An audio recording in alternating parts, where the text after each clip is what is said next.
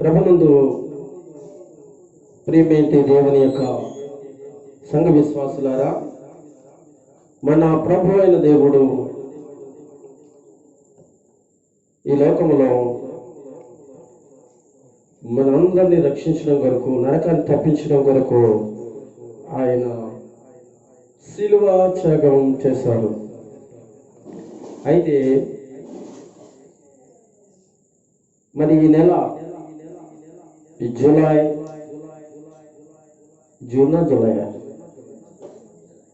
3వ తారీఖు మన ఇండియాలో క్రైస్తవ దినోత్సవాన్ని ఎంతో సంతోషంగాను, అలాగనే పెద్ద పెద్ద దైవ సేవకులు, అలాగే ఒక మాదిరిగా ఉన్నటువంటి దైవ జనులు, సంఘాలు, మందిరాలు కలిగిన వారందరూ ఈ రోజున దేవుని మందిరంలో ఉండి ఇండియన్ క్రైస్ట్ డేగా ఏం చేయబడుతుందంటే, జ్ఞాపకం చేసుకోవడానికి ఈ దినోత్సవాన్ని నాయకులైన వారు, పెద్దలైన వారు, ప్రాముఖ్యం కలిగిన క్రైస్తవ సోదరి సహోదరులందరూ కూడా, క్రైస్తవ యొక్క నాయకులందరూ కూడా మన ఇండియా దేశంలో ఈ కార్యక్రమాన్ని ఈ దినం ఎంతో సంతోషంతో జరిగించుకుంటున్నారు. మనం కూడా ఈ దినాన్ని ఆయన సన్నిధిలో ఏ విధంగా ఉండడానికి ప్రభు అయిన దేవుడు సంతోషించడానికి కృప చూపాడు. నేను ఈరోజు ఈ క్రైస్తవ మరి డే గురించి లేక దినోత్సవాన్ని గురించి నేను కొన్ని విషయాలు మీకు జ్ఞాపకం చేస్తాను. ప్రియమైన దేవుని బిడ్డలారా, జాగ్రత్తగా వినండి. మన ఇండియా దేశంలో మరి సువార్త అనేది ఎవరి ద్వారా ప్రభువుని దేవుడు ప్రవేశపెట్టాడు కనుక దాని విషయంలో అందరూ కూడా తెలుసుకోవాలి. క్రైస్తవ సంఘాలు, క్రైస్తవ నాయకులు, ఇండియన్ ప్రజలందరికీ కూడా ఇది సామాన్యమైన సువార్త కాదు, సామాన్యమైన విషయం కాదు అని తెలియజేయడానికి ఈ యొక్క కార్యక్రమాన్ని ఈ దినోత్సవాన్ని ప్రారంభించారు. అయితే అనేక దినోత్సవాలు ఉన్నాయి. ఈ మధ్యన మనం చూస్తున్నాం. టీచర్స్ యొక్క దినోత్సవాలు, తల్లి యొక్క దినోత్సవాలు, తండ్రి యొక్క దినోత్సవాలు, ఇలా రకరకాల యొక్క దినోత్సవాలు మనం చూస్తూ ఉన్నాం. అయితే ఈరోజు నేను చెప్పేది ఏంటంటే, ఈ లోకంలో ఒక మనిషి పాపములో నుంచి రక్షణలోనికి రావడం కొరకు దేవుడు సంకల్పించినట్టు ఒక గొప్ప సంకల్పం, ఒక వ్యక్తిని దేవుడు ఎన్నుకునే మన ఇండియా దేశానికి పంపించాడు ప్రభువు వారు. ఇది చాలా ధన్యకరమైన విషయం. ప్రియులారా, అమెరికాకి పంపించలేదు, వేరే దేశానికి పంపించలేదు. దేవుడు మన దేశాన్ని ఎంతగా ప్రేమించాడో ఆలోచించండి. అంటే వాటికి సువార్త వెళ్ళింది, ఆయా దేశాలకి సువార్త వెళ్ళింది. కానీ ప్రత్యేకంగా దేవుడు కొన్ని ప్రాంతాలకు సువార్తను పంపించినప్పుడు ఆయన తన శిష్యులైన వారిని ఎన్నుకున్నాడు. అయితే ఒక విషయం జ్ఞాపకం చేస్తున్నాను. మన ప్రభు అయిన దేవుడు భూమి మీద మానవుల కొరకై ఆయన పుట్టి సువార్తను ప్రకటింపచేసి మానవుల రక్షణ కొరకై ఆయన శిలువలో పడి సమాధి చేయబడి లేచాడు.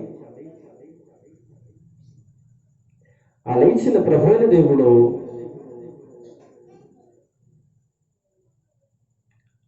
ఆయన ఎప్పుడు సిలువ వేయబడ్డాడు అంటే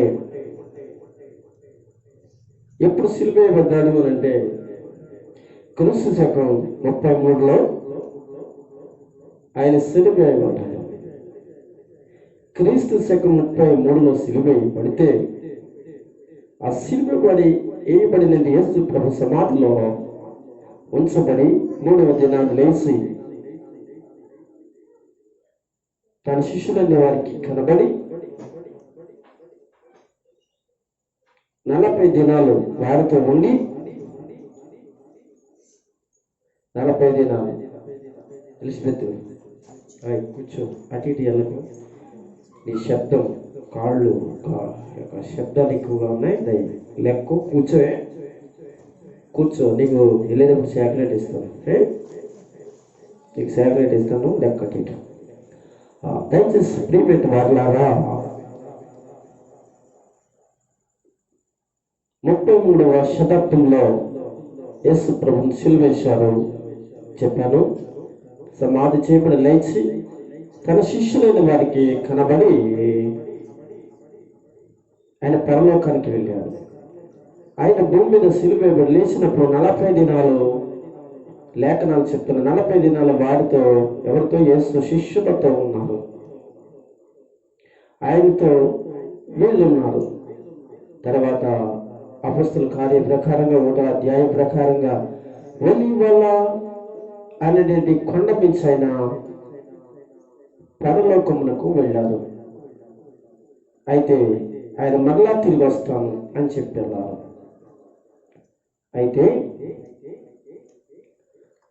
ఈ తర్వాత తన శిష్యులైన వారు ఎవరంటే 12 మంది శిష్యులై వారు. ప్రియులారా,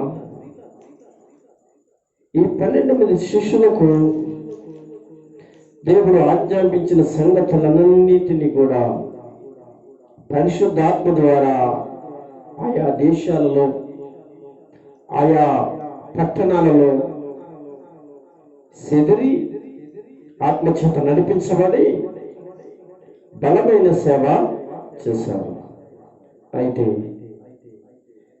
దేవుడైన ప్రభు మన ఇండియా దేశంలో కూడా అపోస్తలులలో యేసు శిష్యులలో ఒక్కడైన తోమా అనేటి మరి తన శిష్యులలో ఒక్కడిని మన ఇండియా దేశానికి తీసుకుని రావటం జరిగింది. ఈ ఇండియా దేశానికి వచ్చిందంటే ఈ తోమా అని గురించి ఈరోజు మనం తెలుసుకుందాం. ప్రియులారా, ఈ దేశంలో మొట్టమొదటిగా సువార్త తీసుకొచ్చింది బ్రిటిష్ వాళ్ళు కాదు, అది ఇంగ్లాండ్ వాళ్ళు కాదు. మొట్టమొదటిగా యేసు ప్రభు శిష్యుడైనటి తోమా ఆయన ఇండియా దేశానికి సువార్త తీసుకొచ్చాడు. మన వాళ్ళు మన ఇండియన్స్ చెప్పేటువంటి విషయం తప్పుగా అర్థం చేసుకోవద్దు, ఎందుకంటే జ్ఞాపకం చేసుకోవాలి కనుక మన భారతీయులు బ్రిటిష్ వాళ్ళు మతమని, ఇంగ్లీష్ వాళ్ళ యొక్క మతమని, అంతకుముందు 200 సంవత్సరాలు ఇండియా దేశాన్ని పరిపాలించినటువంటి బ్రిటిష్ వాడు ఎవరైతే ఉన్నారో ఇంగ్లాండ్ దేశం నుంచి వచ్చారు. వాడు తీసుకుని వచ్చారని వాళ్ళే ప్రచారం చేసి మనందరినీ కూడా మాయ చేసి ఏదో చేద్దామని చెప్పేసి వాళ్ళు ప్రయత్నించారు. ఇది మంద కాదు అనేది ఎన్నో ప్రచారాలు, మాటలు, రకరకాల ఎన్నో జరిగాయి ఇండియా దేశంలో, లేక భారతదేశంలో. వీళ్ళకి ముందుగా యేసు ప్రభు యొక్క శిష్యుడైన వాడే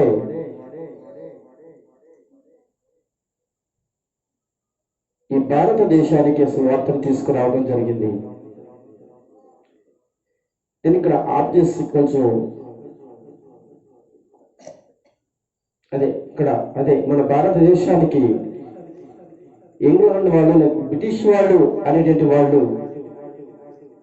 తర్వాత రెండవసారి మన సువార్త తీసుకురావడం జరిగింది. కానీ ఇంగ్లాండ్, బ్రిటిష్ వాళ్ళు సువార్త మనకు అందజేయలేదు. మనల్ని దూసుకోవడానికి వచ్చిన వాళ్ళు మనలను బందీలుగా చేసి బానిసలుగా పరిపాలన చేసిన వాళ్ళు మనకు సువార్త ఎలాగ చేస్తారండి? చెప్పండి. మనల్ని ఏడిపించేవాళ్ళు, మనం బాధించేవాళ్ళు, మనం ఏదో మన దగ్గర సంపద ఉంటే తీసుకెళ్ళిపోదామని మనల్ని ఎట్టి చాకరం చేత, మనల్ని బలమిచ్చేట మనల్ని ఎంతగానో చేశారు. మరి వాళ్ళు ఎలాగ మనకి రక్షణ ప్రకటిస్తారు? అలా మారు మనసులో అయినోళ్ళు కదా. మీరు అనొచ్చు, ఇంగ్లాండ్ వాళ్ళు క్రీస్తుకి సంబంధించిన వాళ్ళు కదా. అవును, క్రీస్తుకి సంబంధించిన వాళ్ళే. కానీ ఇంగ్లాండ్ నుంచి అనగా తోమా గారి కంటే తోమా గారు ముందు వస్తే ఆయన చనిపోయిన తర్వాత కొన్ని వందల సంవత్సరాల తర్వాత మన ఇండియా దేశానికి వ్యాపార రీతిగా వచ్చిన వాళ్ళు ఎవరంటే ఎవరు? ఆంగ్లేయులు. వాళ్ళే ఎవరు? బ్రిటిష్ వాళ్ళు వ్యాపార రీతిగా వచ్చి మెల్లిగా మన భారతదేశంలో బడాబాబులు ఉన్నారు చూసారా, వాళ్ళందరినీ కూడా వీళ్ళు డబ్బుతో ఆకర్షించుకుని లేక ఏదో చేసి వాళ్ళని చేసి మనలాంటి బడుగు వర్గాలందరినీ కూడా వాళ్ళ చేతుల్లో గుప్పుట్లో పెట్టుకుని ఇలా పరిపాలన జరిగిస్తున్నప్పుడు, అయితే ఇక్కడ మీకు చెప్తున్నాను, ఆ పరిస్థితిలోనే ఇంగ్లాండ్లోంచి మంచి మంచి సేవకులను దేవుడు మరలా లేపాడు. వచ్చినోడు కాదండి, వచ్చినోడు ఏం చేయడానికి? మనల్ని పరిపాలించడానికి, మనల్ని ఏమో అనగదొక్కడానికి, మనల్ని ఇబ్బంది చేయడానికి వచ్చాడు. కాదంట్లో ఇబ్బంది పెట్టాడు దయచేసి. అయితే అదే ఇంగ్లాండ్ దేశం నుంచి ఆత్మచేత నింపబడిన దైవజనులు, మారు మనసు పొందిన వాళ్ళు, దేవుని ప్రేమను ఎరిగిన వారు, మంచితనం ఎరిగిన వారు, మహానుభావులు, మంచి సేవకులైన వారు ఏం చేశారు తెలుసా? ఇక్కడికి రావడం జరిగింది. ఇంకొక విషయం చెప్తాను, వాళ్ళు రావటం వీళ్ళకి ఇష్టం లేదు. ఎవరు రావడం? ఆ సువార్థికులైన వాళ్ళు, సేవకులైన వాళ్ళు, ఆ ఇంగ్లాండ్ దేశంలో ఉన్న దేవుని సేవకులు, మిషనరీలు అన్నారు చూసారా, వాళ్ళు ఇక్కడికి రావడానికి ఇష్టం లేదు. ఎవరికి? మన భారతీయులు కాదు, ఇక్కడ పరిపాలన చేస్తున్న బ్రిటిష్ ఇంగ్లాండ్ వాళ్ళకి ఇష్టం లేదు. వాళ్ళు వచ్చి సువార్త చేయడమే ఇష్టం లేదు. ఆ టైంలో చాలా మందిని రాకుండా ఇబ్బందులు చేశారు. తెలుసా మీకు? చాలా మందికి తెలియదు చరిత్ర ఇదంతా. మీరు ఏమనుకుంటున్నారంటే వాళ్ళ పరిపాలన చేసిన వాళ్ళు మనం సువార్త చేశారని కాదు. అక్కడ వాళ్ళు మంచి సేవకులు, దైవజనులు, ఆయా మిషనరీలు ఆయా ప్రాంతాలకు వెళ్ళారు. మన దేశానికి కూడా వాళ్ళు వచ్చారు. వచ్చినప్పుడు వాళ్ళు రావడానికి వీసాలు కానీ, వాళ్ళు రావడానికి పరిస్థితిని అనుకూలం లేకుండా ఇక్కడ పరిపాలన చేస్తున్నది బ్రిటిష్ వాళ్ళు ఎవరైతే ఉన్నారో, ఇంగ్లాండ్ సేవకులైన వారిని, దైవజనులైన వారిని, పరిశుద్ధులైన వారిని ఇక్కడికి వచ్చినప్పుడు చాలా ఇబ్బందులు పెట్టారు. నేను ఇక్కడ ఆగుతున్నాను. ఇది తోమా గారు వచ్చి వెళ్ళిపోయిన ఎన్నో సంవత్సరాల తర్వాత విషయాలు నేను చెప్పాను. ఇప్పుడు మొట్టమొదటిగా సువార్త ఇండియా దేశానికి తీసుకొచ్చిన వారు ఎవరు అని మీకు చెప్పడానికే ఇంగ్లాండ్ దేశస్తులు కాదు. మొట్టమొదటిగా ఎవరు తీసుకొచ్చారు అంటే దైవజనుడైన తోమా. ఆయనే ప్రభు అయిన యేసుక్రీస్తు వారి శిష్యులలో ఒక్కడైన తోమా. ఈ తోమాను గురించి కొన్ని సంగతులు చెప్పుకుందాం. అంటే కొత్త వివరణ చెప్తున్నాను. నేను ఇప్పటి వరకు కూడా అక్కడక్కడ కొంచెం కొంచెం చెప్పుకొచ్చాను, పూర్తిగా చెప్పుకురావాలి. ఇది చెప్పుకొస్తాను కూడా టైం ఉండదు మనకి. కనుక క్రీస్తు శకం 33లో మీకు అర్థమవుతుంది కదా, యేసు ప్రభు శిలువ వేయబడిన తర్వాత ఆ సువార్త నిమిత్తము దేవుడు పంపబడిన వారిలో ఇండియా దేశానికి వచ్చిన ఒక వ్యక్తి తోమా. శిష్యుల్లో ఒకడు తోమా. ఇతడు గలిలయ ప్రాంతము వాడు. ఎక్కడ? పాలస్తీనా దేశంలో గలిలయ ప్రాంతం. మనం చూస్తే యూదా దేశము, సమరయ దేశము, గలిలయ దేశం అనే దేశాలు ఉంటాయి. ఆ గలిలయ గలిలయలో ఉన్నటువంటి వ్యక్తి, ఆ ప్రాంతంలో ఉండేటువంటి వ్యక్తి, ఇతను గురించి కొంచెం తెలుసుకుని కొంచెం వాక్యం నేర్చుకుందాం. ఇతన్ని డిడుమస్ అని పిలుస్తారు. గ్రీక్ భాషలో ఆయన ఏమని పిలుస్తారని డిడుమస్ అని ఆయన పిలుస్తారు. అంటే అందుకే బైబిల్లో దిదుమా అనబడిన, బైబిల్లో ఏం రాయబడింది? దిదుమా అనబడిన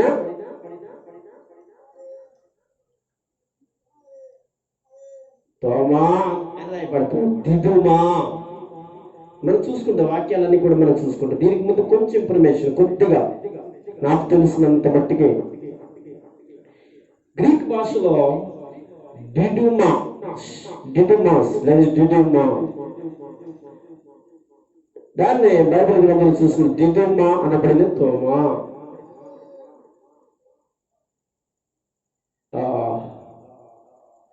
దీన్ని అరామిక్ భాషలో ఏనండి జాగ్రత్తగా, దీన్ని అరామిక్ భాషలో కాబలలు అని కూడా చెప్పబడుతుంది. చరిత్రకారులు చెప్పేది ఏంటంటే, మొత్తానికి ఈ తోమాతో పాటు వారి తల్లికి మరొక బిడ్డ, ఆడపిల్ల మగపిల్లలు తెలియదు కానీ, మనకి హిస్టరీ తెలీదు. అయితే ఒకవేళ ఉండుంటారు. అందుకే అరామిక్ భాషలో ఇందాక చెప్పిందేమో గ్రీక్ భాషలో డిడుమస్ అని చెప్పాను. ఇప్పుడు అరామిక్ భాషలోకి వచ్చేటప్పటికి ఏమన్నారో తెలుసా? డిడుమా అనే దాన్ని కవలలు అన్నారు. జాగ్రత్తగా వినండి. ఈ కవలలు అనే మాట ఎందుకు వచ్చిందంటే, మొత్తానికి వారి తల్లి గారికి ఇద్దరు పుట్టుంటారు. అందుకని కవలలు అని ఒకవేళ పెట్టుండొచ్చు. సరే, ఇలా ఉంటూ ఉండగా తెలుగు తర్జుమాలకు వచ్చేటప్పటికి బైబిల్ గ్రంథంలో తోమా, అర్థమైందండి? తోమా, ఈ తోమాను కవలలు అనేటువంటి ఉచ్చారణ కూడా లేక అరామిక్ భాషలో మాట్లాడుకుంటున్నారు లేకపోతే చెప్తారు అనే విషయాన్ని మనము గమనించాం. ఇంకా కొంచెం ముందుకు వెళ్ళడం, ఇతడు క్రీస్తు శకం 52వ శతాబ్దంలో, యేసు ప్రభు క్రీస్తు శకము 33వ శతాబ్దంలో సిలువ వేయబడ్డాడు. మరణించాడు. ఇతడు క్రీస్తు శకం 52వ శతాబ్దంలో ఆయన ఇండియా దేశానికి సముద్రము గుండా దేశాల గుండా ప్రయాణం చేసి ఎక్కడికి వచ్చాడు? మల్బర్ అనేటువంటి ప్రాంతం వచ్చాడు. అక్కడ నుంచి ఆయన చెన్నై, మద్రాస్ గ్రామంలోకి వచ్చి పట్టణంలోకి వచ్చి, గ్రామం కాదండి పట్టణంలోకి వచ్చాడు. ఆయన 52వ శతాబ్దంలో క్రీస్తుకు 52వ శతాబ్దంలో ఆయన వచ్చాడు. 72వ శతాబ్దంలో ఆయనను మద్రాసులో ఏం చేశారు? ఆయన్ని బైలములతో పొడిచి చంపారు. ఎందుకు తెలుసా అంటే దేవుని పిల్లలారా, మరలా ఒకసారి నాకు చూస్తే మీకు అర్థమవుతుంది. మరలా ఒకసారి ఇంగ్లాండ్ వాళ్ళ దగ్గరికి వెళ్ళాం. ఈ ఇంగ్లాండ్ దేశస్తులు అంటే మనం పరిపాలించినట్టు వాళ్ళు కాదు, మన పరిపాలన ఇచ్చిన వాళ్ళు కాకుండా వాళ్ళు పరిపాలిస్తుండగానే ఇంగ్లాండ్ బ్రిటిష్ వాళ్ళలోనే ఆ దేశం నుంచి మిషనరీలు వచ్చారు. వాళ్ళు ఏం చేశారు తెలుసా? సువార్త ఆగిపోయింది కదండి, తోమాలను చంపేశారుగా, చెప్పారు కదా మీకు. మద్రాసులో ఏం చేశారండి? బయలంతో పొడి చంపేశారు. సువార్త ఆగిపోయింది. ఇండియాలో యేసుక్రీస్తుని గురించి చెప్పడం మానేశారు, ఆగిపోయింది అక్కడ. అయితే ఇప్పుడు కొన్ని సంవత్సరాల తర్వాత ఏం జరిగిందంటే, ఇంగ్లాండ్ సేవకులైన వారు ఏం చేశారో తెలుసా? మన దేశానికి వచ్చారు. వచ్చి వాడు సువార్త యేసు ప్రభువుని గురించి ప్రకటించారు. ఒకసారి నేను చూస్తే మీకు అర్థమయ్యే మాట ఏంటి తెలుసా? వాళ్ళు ఎక్కడికి వచ్చారో తెలుసా? మారుమూల గ్రామాలలో అన్నము లేని వాడి దగ్గరికి వెళ్ళి, చదువు లేని వాడి దగ్గరికి వెళ్ళి, విద్య లేని వాళ్ళ దగ్గరికి వెళ్ళి, సరైన వసతులు లేని వాళ్ళ దగ్గరికి వెళ్ళి, వాళ్ళకి ఆరోగ్యపరంగా సరైన మెడిసిన్ హాస్పిటల్లో లేని వాళ్ళ దగ్గరికి వెళ్ళి, ఒక్క మాటలో చెప్పాలంటే వాళ్ళు ఏమండి అడుగట్టి పోయేంటి వాళ్ళే చెప్పాలి. వాళ్ళకి ఎటువంటి సౌకర్యాలు మన దేశంలో లేవు. చదువుకోవడానికి రావడానికి బయటికి రావడానికి లేదు. ఏం చేయాలి? అందరికీ పని చేయాలి, వాళ్ళు ఇచ్చిన డబ్బులతో బ్రతకాలి. వాళ్ళ బ్రతుకులన్నీ ఎలా ఉండాలంటే ఒంటి మీద నూనె పోగు సరైనది అంటే బట్టలు కూడా లేకుండా వాళ్ళు బ్రతుకులను బ్రతికెట్టే పరిస్థితిలో ఆ సమయంలో వాళ్ళు ఏం చేశారు తెలుసండి? ఊరు శివరం అంటే గ్రామాలు, మీకు చెప్పనక్కర్లేదు, పేరు పెట్టక్కర్లేదు. అప్పుడు వాళ్ళు చెప్పారు పాలోళ్ళని, మానుగోళ్ళని, ఉప్పర్లని, ఇలాంటి ఎరకళ్ళని, చెంచోళ్ళని చాలా జాతులు వాళ్ళు మన దేశంలో ఉన్నారు. వాళ్ళు వెనకబడిపోయిన వాళ్ళ దగ్గరికి వెళ్ళి వాళ్ళకి యేసుక్రీస్తుని పరిచయం చేసి వాక్యం చెప్పి వాళ్ళకి ఆదరించి వాళ్ళకి వైద్యాలు చేయించి వాళ్ళకి విద్యను చెప్పించి ఈ విధంగా ఏం చేయబడిందో తెలుసా? సువార్త యేసుక్రీస్తు తన ఆత్మ ద్వారా బయటకు అనేకమంది వ్యక్తుల ద్వారా, ప్రజల ద్వారా, నాయకుల ద్వారా ఈరోజున ప్రపంచం అంతా కూడా క్రైస్తవ సువార్త లేక యేసు సువార్త ప్రకటించబడింది. ఒక విషయం మీరు వినండి. ఇప్పుడు ఎక్కడో శివరున్న వాళ్ళకి చెప్తే థామస్ శివరున్న వాళ్ళకి చెప్పలే, డైరెక్ట్గా బ్రాహ్మణులకు సువార్త చేశాడు, వాళ్ళకి బాప్తిష్యాలు ఇచ్చాడు. మీకు అర్థమైందా? మొట్టమొదటి సువార్త తోమా గారు బ్రాహ్మణ్స్కి, అలాగే రాజులకు, చక్రవర్తులకు, మీరు వినండి, వాళ్ళకి ఏం చేశారో తెలుసా? సువార్త చేసి రాజులు రాజ్యమేలేవాడు వాళ్ళకి సువార్త చేసి వాళ్ళకి బాప్తిష్యాలు ఇచ్చి వాళ్ళకి క్రైస్తవులుగా చేసి చక్రవర్తులను వాళ్ళకి బోధించి వాళ్ళకి వాక్యాలు చెప్పి వాళ్ళ క్రైస్తవులుగా మార్చి బ్రాహ్మణులకు ఆయన బోధించి అనేక మందిని రక్షించి అంటే అప్పుడు ఎవరి దగ్గరికి వెళ్ళాడుతాము అంటే గొప్ప వాళ్ళ దగ్గర, ఇండియాలో గొప్ప వాళ్ళు ఎవరైతే ఉన్నారో వాళ్ళ దగ్గరికి సువార్త తీసుకుని వెళ్ళాడు. ఒక మాట చెప్పాలంటే వాళ్ళ కుటుంబాల్లో మరణాల గురించి తమ ప్రార్థన చేస్తే మరణాలు యేసు ప్రభు బ్రతికించేవాడు. ఏమైనా వ్యాధి బాధలు వస్తే యేసు ప్రభు బాగు చేసేవాడు. ఇదంతా చూసి ఆ రోజుల్లో బడుగు వర్గాలు కదండి, ఒక ఉన్నతమైన స్థితిలో ఉన్న వాళ్ళందరూ కూడా రక్షించబడ్డారు.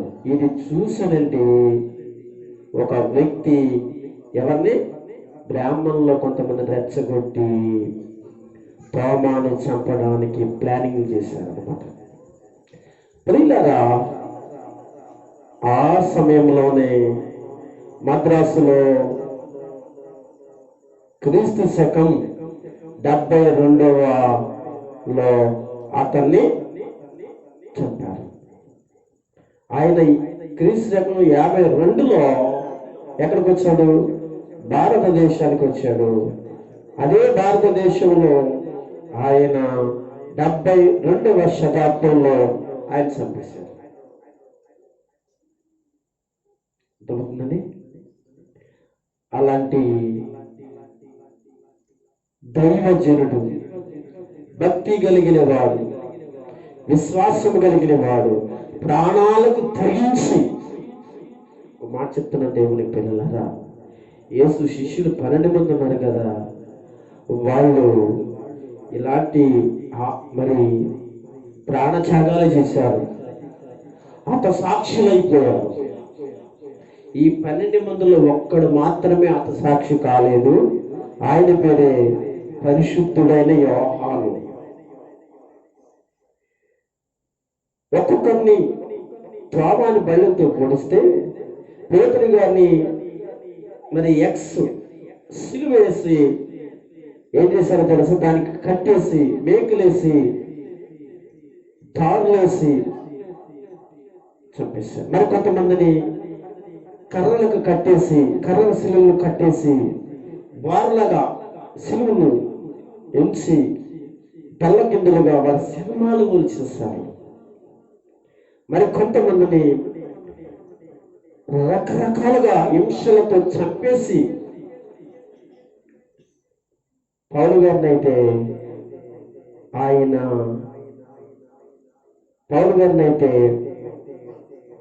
అందరి సమక్షంలో పెద్ద కత్తి పట్టుకుని ఏటపోటు నరికినట్లుగా తన తలను నరికేశారు. ఇలా చెప్పుకుంటూ వెళ్తే ఒక్కొక్కరు ఒక్కొక్క రకంగా సాక్షులయ్యారు.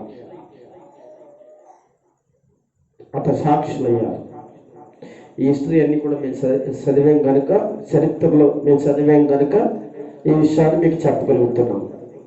అదే మేము ఆనాడు చరిత్రకారులైనటువంటి హిస్టరీ రాసిన బుక్కులలో రాయబడిన విషయాలు మేము చదివాం కనుక, నేర్చుకున్నాం కనుక, తెలుసుకున్నాం కనుక చదివి మేము ఏం చేసామంటే ఈ రోజున చెప్పడానికి మీ ముందుకి రాగలిగాం.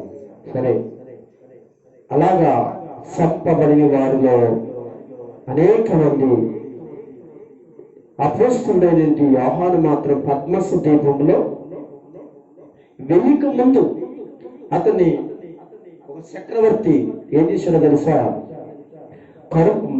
మరుగుతున్న బాణలో నూనె పోసి ఆ మరుగుతున్నట్టు నూనెని అతను నాడేశాడండి. ఎప్పుడన్నా మీరు ఆలోచించారా? వంటలు చేసినప్పుడు కానీ లేకపోతే ఏదైనా నొప్పి కానీ అనుకుంటే ఎలా ఉంటుందో చెప్పండి. మరుగుతున్న నూనెలోనే వేసేస్తే ఎలా ఉంటుంది?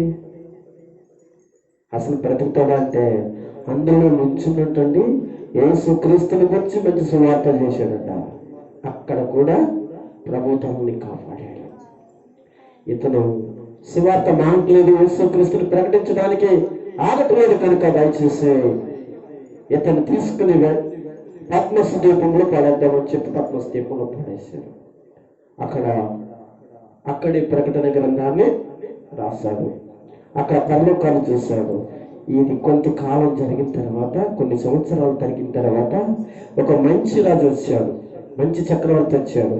ఆ టైంలో మళ్ళా ఈ అపోస్తలుడైనటువంటి యోహాను గారి గురించి చెప్పుకుంటారు కదా, ప్రపంచంలోనే మరి యేసుక్రీస్తుల గురించి మాట్లాడుకుంటున్నప్పుడు కానీ, తన శిష్యుల గురించి మాట్లాడుకుంటున్నప్పుడు కానీ, పలానా వ్యక్తి అక్కడ ఉన్నాడని సంగతి తెలిసినప్పుడు అతను ఈడిపించడం జరిగింది, యెరూషలేముకు తీసుకురావడం జరిగింది. మరలా సేవని మరలా నిండు వృత్తాప్యంలో సేవ ఇంకా మరలా చేసిన తర్వాత అతను ఒక్కడ మాత్రమే సమాధికి వచ్చి నిండి వృత్తాప్యంలో చనిపోయాడు. యోహాను మాత్రమే చనిపోయాడు.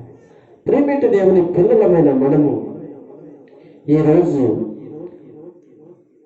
పరిశుద్ధుడైన తోమ అనేటువంటి వారిని గురించి మనము జ్ఞాపకము చేసుకోవాలి. ఈ రోజున ఆ తోమాని దేవుడు మన దేశానికి తీసుకురాకపోతే ఇప్పటికే కోట్లాది మంది సాతాను చేత వీరవబడి నరకములకి వెళ్ళిపోతారు. కానీ దేవుడు తన ద్వారా యేసు ప్రభువుని మనం తెలుసుకుని, యేసు ప్రభు వారి యొక్క రక్షణలో సాగినట్లను, యేసు ప్రభు వారి యొక్క రక్షణలో మనము జీవించినట్లు, మారు మనసు పొంది పరిశుద్ధమైన జీవితం జీవించి దేవుని పిల్లల ఆ తోమా గారిని యేసు ఇక్కడికి నడిపించిన రోజు నుంచి ఈ రోజు వరకు మన దేశంలో క్రైస్తవ నాయకులు, పరిశుద్ధులైన వారి ద్వారా దేవుడు ఎన్నో మన ఇండియా దేశంలో మంచి కార్యాలు, ఆత్మల రక్షణ కార్యములను ఎన్నో త్యాగాలు చేశారు. ఒక మాటలో చెప్పాలంటే ఈ తోమ ఎన్నో హింసలు పడ్డాడండి, ఎన్నో ఇబ్బందులు పడ్డాడండి. వారిలో మిషనరీలు చాలా మంది ఉన్నారు, ఇలియం కేర్, ఇంకా చాలా మంది బోల్డ్ మంది ఉన్నారు. వీళ్ళందరూ కూడా ఈ రోజున మన ఇండియా దేశంలో, ఏమండి నేను తప్పుగా మాట్లాడట్లేదు, మన భారతదేశంలో భర్త చచ్చిపోతే భారతదేశం యొక్క సంస్కృతి లేకపోతే ఆచారం ఏంటో తెలుసా? చాలా దరిద్రం అండి. ఈ ఎన్నవాళ్ళు ఒకవేళ కోపం ఇచ్చుకుంటే ఏం చేయలేరు, కానీ ఈ వాస్తవం మీ అందరికీ తెలుసు. ఎందుకంటే భర్త చచ్చిపోతే భర్తతో పాటు భార్య కూడా ఆ యొక్క స్థితి మీద అది పెద్ద గౌరవంగా, అది ఆత్మహత్య కాదంటగా, ఎన్ని ప్రాణాలు చంపేయటం కాదంటగా. ఇలాంటిదంతా కూడా ఆఫీసులు ఎవరు తెలుసా? నా ప్రభు సేవకులేని అనగా మిషనరీసే. వాళ్ళొచ్చి ఇది తప్పు, ఇది మంచి పని కాదు, ఆవిడ ఏం అన్యాయం చేసింది, ఏమి తప్పు చేసింది, భర్తతో చనిపోవడం, ఆవిడ బ్రతికి ఆయుస్సు ఉంటుండగా అది చంపడం ధర్మము కాదు, దేవునికి విరోధమందని పోరాటాలు చేశారు. ఎవరు తెలుసా? వాళ్ళకి ఎందుకండి చచ్చారు, మనకెందుకు, మన దేశస్తులు కాదని ఊరుకోవచ్చు కదా. అలా చేయలేదండి. చేసేది అలాంటి చేసేది మనసు క్రైస్తవులకు లేదండి. వాళ్ళకి ప్రేమ, ఎవరు చచ్చిపోవటం, ఎవరు నాశనం. ఇప్పుడు కూడా అంతే కదా, ఎవరికైనా ఇబ్బంది వస్తే తెలంగాణ మనలో పొంగుకొచ్చేస్తుంది దేవుని ప్రేమ కదా. అది దేవుని ప్రేమ. అలాగా ఆ దురాచారాన్ని ఏం చేశారో తెలుసా? అడ్డుకున్నారు, ఆఫ్ చేశారు. నెక్స్ట్ రెండోది ఏంటి తెలుసా? 5 సంవత్సరాల పిల్లల్ని 20-30 సంవత్సరాల 40 సంవత్సరాల వాడికి మగ పిల్లలకి పెళ్లిళ్ళు చేసేసేవారు. వీళ్ళ వయసు వచ్చేటప్పటికి వీళ్ళ ముసలి చచ్చిపోయేవారు. వాళ్ళకి గుండు గీసి ఇంట్లో పెట్టేవారు తప్ప. ఏమండి, ఇలాంటివన్నీ కూడా అడ్డుకుని, బాల్య వివాహాలను అడ్డుకుని, చెప్పాలంటే గుడి కాదు, రెండు కాదు, ఎన్నో చేశారు దేవుని సేవకులు. ఇలా చేయడానికి దేవుని క్రైస్తవ పరిశుద్ధులైన సేవకులు చేయడానికి గల కారణము యేసు సువార్త. ఈ యేసు సువార్తను ఎవరు తీసుకొచ్చారు అంటే అపోస్తలులను అనబడిన యేసు శిష్యులలో ఒక్కడైన తోమ. కొంచెం ఆయన గురించి బైబిల్లో 8 సార్లు రాయబడిందండి ఇక్కడ బైబిల్లో. సువార్తలు 4 ఉన్నాయి కదా, ఈ 4 సువార్తల్లో అపోస్తల కార్యములో 8 సార్లు మాత్రమే అతని గురించి రాయబడింది. ఆ విషయాలు మనం జాగ్రత్తగా అపోస్తలుడు గాను, అంటే అపోస్తలుడు అంటే అర్థం ఏంటి? పంపబడిన వాడు లేక రాయబారి. ఎవరి కొరకు పంపబడ్డాడంటే నశించిపోతున్న ఆత్మల కొరకు అభిషేకించబడింది. ఒక రాయబారిగా క్రీస్తు సువార్తను ప్రకటన చేయడానికి ఆయన ఇండియా దేశానికి అనగా పిలువబడిన వాడు, పంపబడిన వాడు. మత్తయి సువార్త బైబిల్ చూద్దాం. కొన్ని వాక్యాలు మాత్రమే చదువుకుందాం. తొందరగా మనము ముగించుకుందాం. ఒక 20 నిమిషాల్లో నేను ముగించడానికి ఇష్టపడతాను. మత్తయి రాసిన సువార్త ఒకరు స్పష్టంగా గట్టిగా 10వ అధ్యాయం కొంచెం మొదటి నుంచి చదువుకుందాం. ఆయన 12 మంది శిష్యులను పిలిచి అపవిత్ర ఆత్మలను ఎల్లగొట్టుటకును, ప్రతి విధమైన రోగమును, ప్రతి విధమైన వ్యాధిని స్వస్థపరచుటకు వారికి అధికారం ఇచ్చెను. ఆగండి, వారికి అధికారం ఇచ్చెను. మీరు ఇక్కడ కొంచెం మీరు జాగ్రత్తగా పరిశీలిస్తే యేసయ్య 12 మంది శిష్యులను పిలిచి వారికి అధికారం ఇచ్చాడు. అపవిత్రాత్మల మీద, దెయ్యముల మీద, రోగముల మీద, ప్రతి విధమైన, అది ఏదైనా కాదు, ప్రతి విధమైన వాటిని బాగు చేసే అధికారం ఎవరిచ్చారు? ఒక డాక్టర్ ఒక వ్యాధిని బాగు చేస్తాడు, లేకపోతే ఒక శక్తి కలిగిన వాడు ఎవరైనా బాగు చేయగలుగుతారు. అయితే అంతకంటే మించిన వాడు దేవుడు కనుక దేవుడు స్వయంగా తన సేవకులైన వారికి, అపోస్తలులకు ఈ 12 మందికి అధికారాలు ఇచ్చాడు. అసలు ఈ 12 మందిని గురించి ఒక్కసారి కింద చదువుకుంటూ వెళ్తాం. ఆ 12 మంది అపోస్తలు అంటే చెప్పాను, పంపబడిన వారు లేక రాయబారులు. రాయబారులు అంటే ఒక వ్యక్తిని గురించి చెప్పడానికి ఒక వార్తను వేరే చోటకి మోసుకు వెళ్ళడానికి రాయబారులు. అది యేసును కూర్చుని రాయబారు. చూడండి, వాళ్ళ పేర్లు ఏమనగా, మొదట పేతురు అనబడిన సీమోను, అతని సహోదరుడగు అంద్రియ, జబదయ కుమారుడగు యాకోబు, అతని సహోదరుడని యోహాను.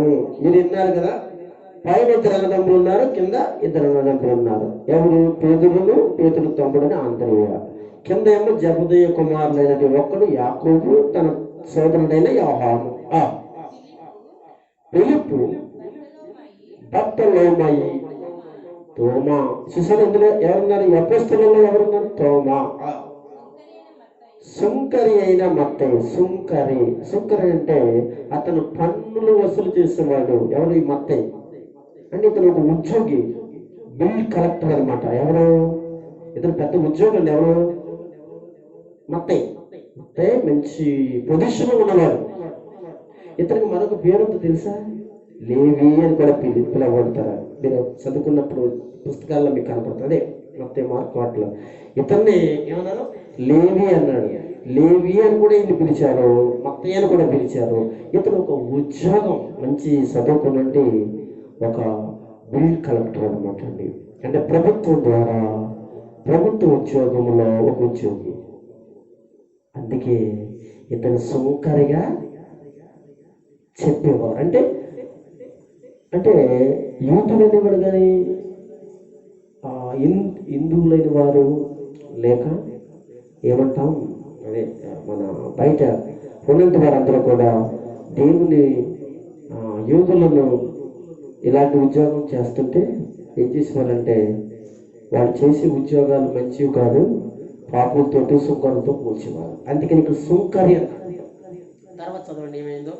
అల్పయు కుమారుడు యాకోబును దత్తమై అను మారుపేరు గల లెబాయు, చూడండి, కనాను వాడైన సీమోను ఆయన అప్పగించిన ఇస్కరియోతు. ఇప్పుడు ఈ విషయాలు ఎందుకు చెప్తున్నానంటే, యేసు శిష్యులలో ఒక్కడైన తోమ ఉన్నాడు. ఆ తోమాయే మన ఇండియా దేశానికి వచ్చి సువార్తను తీసుకుని వచ్చి సువార్తను ప్రకటించాడు. ఓకే, మార్కు రాసిన సువార్త కూడా చదువుతాం. కొన్ని సాక్ష్యాలు మీకు నేను చెప్పాలి. బైబిల్లో వీళ్ళు దేవుని వద్ద నుంచి వచ్చారు, దేవుని వద్ద నుంచి పంపబడ్డారని చెప్పడానికి వారిలో మన ఇండియా దేశానికి దేవుని చేత పంపబడిన వాడే 3వ అధ్యాయం. మార్కు రాసినటువంటి సువార్త 3వ అధ్యాయము 13వ వచనం నుంచి 19వ వచనం వరకు చదువుదామా. ఆయన కొండకి తనకిష్టమైన వారిని పిలవగా వారందరూ ఆయన దగ్గరికి వచ్చేది. వారు తనతో కూడా ఉండినట్లు దెయ్యములను ఎల్లగొట్టుటకు అధికారము గలవారే సువార్తను ప్రకటించుటకు వారిని పంపవాలని ఆ 12 మందిని నియమించాను. ఏనండి బాగా, ఆ 12 మందిలో ఎవరున్నారు? అపోస్తలుడైన పరిశుద్ధుడైన తోమ ఉన్నాడు. వారిని పిలిచాడంటే కొండ మీద ఉన్నప్పుడు వారు తనతో కూడా యేసుతో కూడా ఉండినట్లుగా చెప్తున్నాడండి. యేసుతో ఉన్నవాడు తోమ, యేసుతో ఉన్న శిష్యులతో ఉన్నవాడు తోమ. దెయ్యములు ఎల్లగొట్టే అధికారము, ఇంకేంటి, సువార్త ప్రకటించేటి అధికారము ఆ 12 మందికి ఇచ్చాడు. ఇచ్చిన తర్వాత ఆయన నియమించాడు. వారెవరనగా పేతురును, చూడండి, పేరు పెట్టబడిన సీమోను, జబదేయ కుమారుడైన యాకోబును, తన సహోదరుడు యోహానును, వీరిద్దరికి ఆయన ఏం పేరు పెట్టాడు? బోయా, ఏమంటాడు? నీగ్రేస్ అని పేరు పెట్టాను. ఆ మాటకి అర్థం ఏంటి? ఉరుముడు వారని అర్థము. ఆంద్రియా, ఫిలిప్పు, బర్తలోమయ, మత్తయ్య, తోమ, అల్ఫయ కుమారుడ యాకోబు, దత్తీయ అనేటి కానానీయుడైన సీమోను, ఆయనను అప్పగించినది ఇస్కరియోతు యోధా. ఒకసారి ఇలా చూడండి, ఇక్కడ తోమ కూడా వీరితో ఉన్నారు.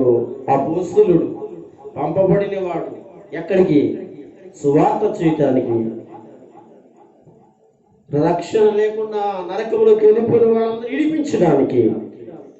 కనుక ముఖ్యంగా నేను చెప్పేది ఏంటంటే, మన భారతదేశానికి పంపబడిన వాడు. ఇంకా కొంచెం చదువుతాం. లూకా రాసిన సువార్త 6వ అధ్యాయము. ఈ విషయాలన్నీ మీరు తెలుసుకోవాలి. ఎందుకంటే రేపన్న దినమున సంఘము ఈ దైవజనుడైన పరిశుద్ధుడైన తోమ ఎలాంటి వ్యక్తి, ఎక్కడి నుంచి వచ్చాడు, ఆయన చేసిన పనులలో ఎవరెవరు ఉన్నారు? యేసు ఉన్నాడు, యేసుతో కలిసి పనిచేశాడు, అపొస్తలులతో కలిసి పనిచేశాడు, అధికారాన్ని పొందినవాడు. చదువుదాం. 6వ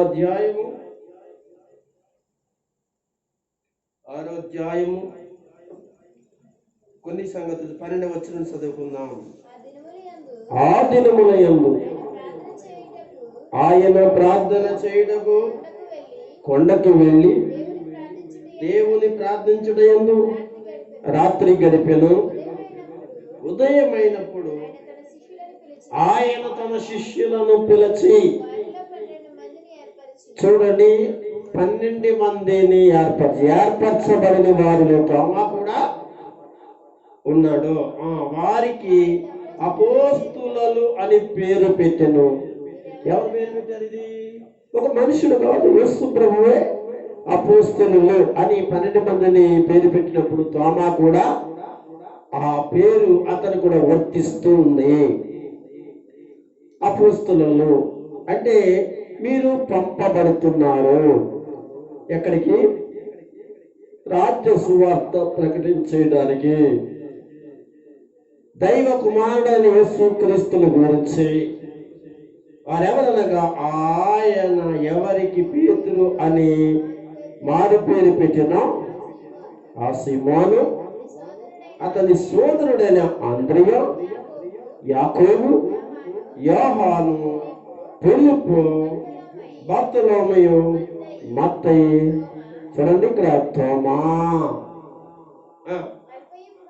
హల్ఫయి కుమారుడనైన యాకోబు, జలోతి అనబడిన సీమోను, యాకోబు కుమారుడైన యోదా, ద్రోహియగు ఇస్కరియోతు యోదా అను వారు.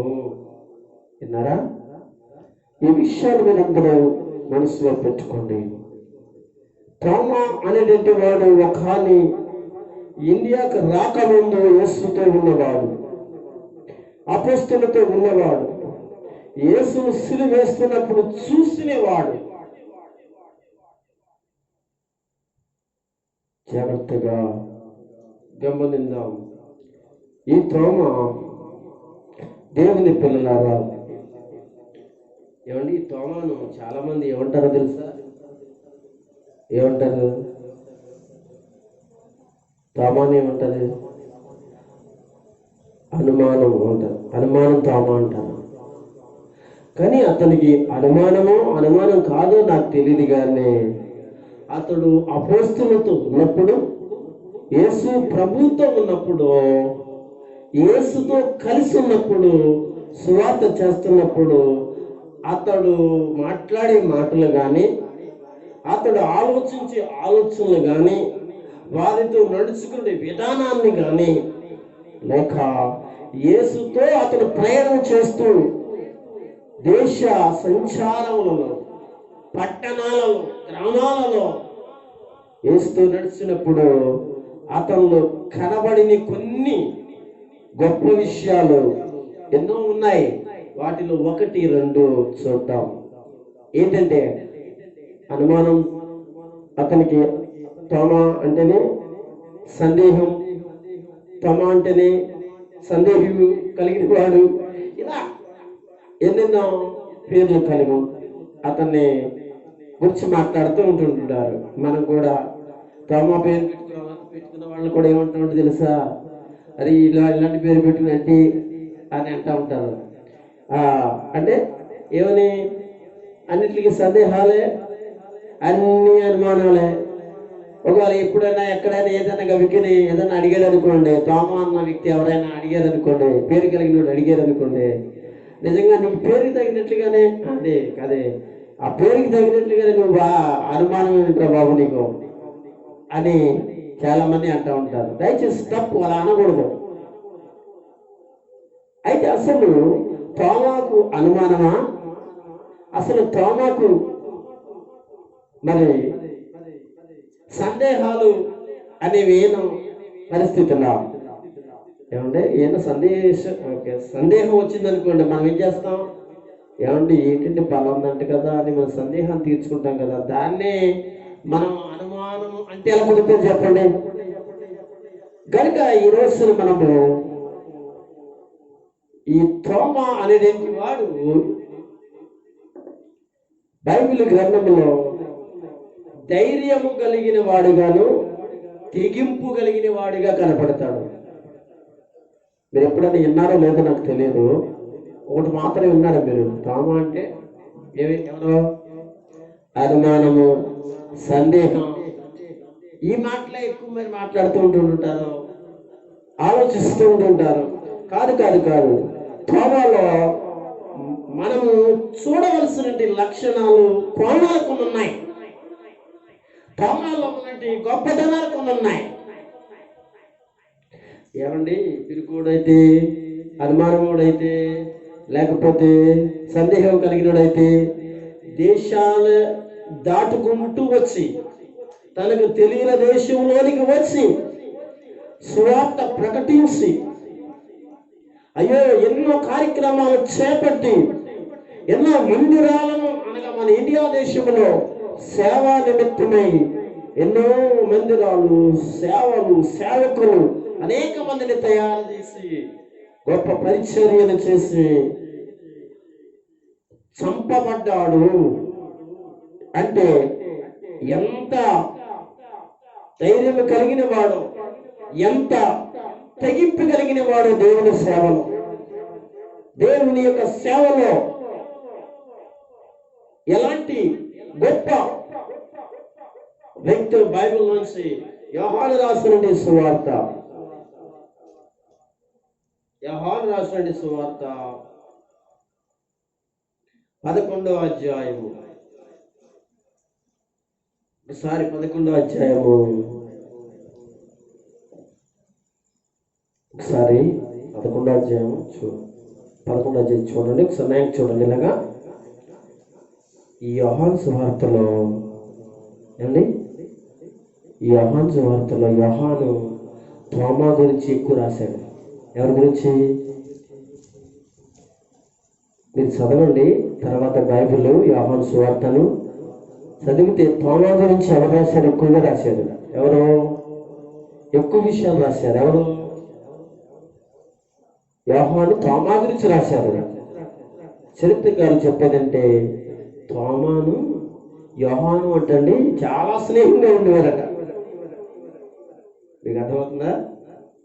యేసు ప్రభుతో తిరుగుతున్నప్పుడు, యేసు ప్రభుతో వెళుతున్నప్పుడు, యేసు ప్రభు అద్భుతాలు చేస్తున్నప్పుడు, సేవలకు అనగా వీళ్ళని పంపిస్తున్నప్పుడు, వాళ్ళతో వెళుతున్నప్పుడు వీళ్ళిద్దరూ చాలా స్నేహంగా ఉండేవారట. ఎవరిద్దరు? యోహానును తోమా. మరి అందరి నిమిత్తమే అతని గురించి ఎక్కువగా ప్రస్తావించాడని, అతని గురించి ఎక్కువగా అతని గురించి మాట్లాడాడని తన యొక్క పుస్తకంలో చెప్పాడని చరిత్రకారులు చెప్తూ ఉంటారు. అయితే అయ్యి ఉండొచ్చు. ఎందుకంటే బైబిల్ గ్రంథంలో తోమా అనేటువంటి వాడు ఒక ధైర్యము కలిగిన వాడు, తెగింపు కలిగిన వాడు. 6వ అధ్యాయం తెరిచిన మీరు, 6వ అధ్యాయమున 11వ అధ్యాయం తెరిచిన మీరు, 11వ అధ్యాయం తెరిచిన మీరు 16వ వచనం చదవండి. ఏంటంట? దిదుమా లేక దిదుమా. స్టార్టింగ్ లో చెప్పారు కదా, ఇది గ్రీక్ భాషలో చెప్పబడినటువంటి మాట. తర్వాత దాన్ని డిడుమా లేక దిదుమా అనేటువంటి మాట గ్రీక్ భాషలోని. ఇక్కడ యోహాను మరల ఇంకోసారి ఆ విషయాన్ని దిదుమా, అసలు అతని పేరే దిదుమా. దీన్ని అరామిక్ లోకి వచ్చేటప్పటికి ఏమొచ్చిందని చెప్పుకున్నాం? కావాలాలు అని మనం చెప్పుకున్నాం ముందు. ఇది తెలుగులోను తోమా అనేటువంటి తర్జుమా చేయబడింది. సరే చదవండి. అందుకు దిదుమా అనబడిన తోమా ఆయనతో కూడా చనిపోవుటకు మనమును వెళ్ళుదమని ఎవరితో చెప్పాడు? తన తోటి శిష్యులతో చెప్పాను. ఇక్కడ ఆగుదాం. ఇక్కడ తోమ ఎంత ధైర్యంగా మాట్లాడుతున్నాడో, ఎంత తెగింపు కలిగి మాట్లాడుతున్నాడో. అసలు ఇందులో సందర్భం ఏంటి తెలుసా? 11వ అధ్యాయంలో లాజరు చనిపోతాడు కదా. ఏంటి లాజరు? ఎవరు? మార్తా మరియల యొక్క సోదరుడు అనేది లాజరు చనిపోతాడు. ఆ టైంలోనే చనిపోతున్నాడు. చనిపోయిన తర్వాత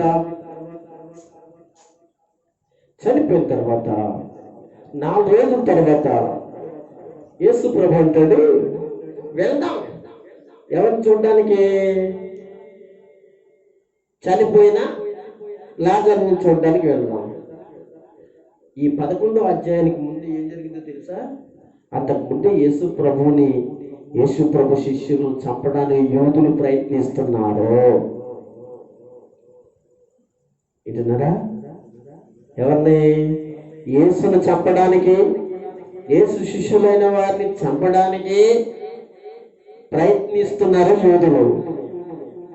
అందుకని యేసు ప్రభు లాజరు చనిపోయినప్పుడు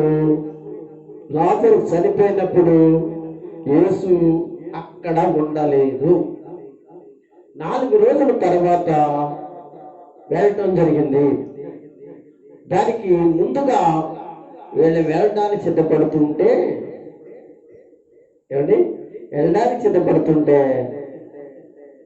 యేసు ప్రభుత్వం నుండి వారి శిష్యులైన వారు ఏం చేస్తారో తెలుసా? వెళ్ళడానికి ఇష్టపడక భయపడి మనం కూడా చనిపోదామా? ఎవరితో? యేసును చంపడానికి చూస్తున్నారు. అదే కదా అంటారు అక్కడ. దయచేసి ఒకసారి 12వ వచనం చదవండి. శిష్యులు, ప్రభువా, అతడు నిద్రించిన ఎడల బాగుపడననిరి. యేసు తన మరణమును గూర్చి ఆ మాట చెప్పును గాని వారు ఆయన నిద్ర విశ్రాంతిని గూర్చి చెప్పుకునిరి. కావున యేసు, లాజరు చనిపోయెను, మీరు నమ్మినట్లును నేను అక్కడ ఉండలేదని మీ నిమిత్తము సంతోషించుచున్నాను. అంతేనా? ఆ తర్వాత ఏమన్నాడు? ఆయన అతని వద్దకు వచ్చి అయినను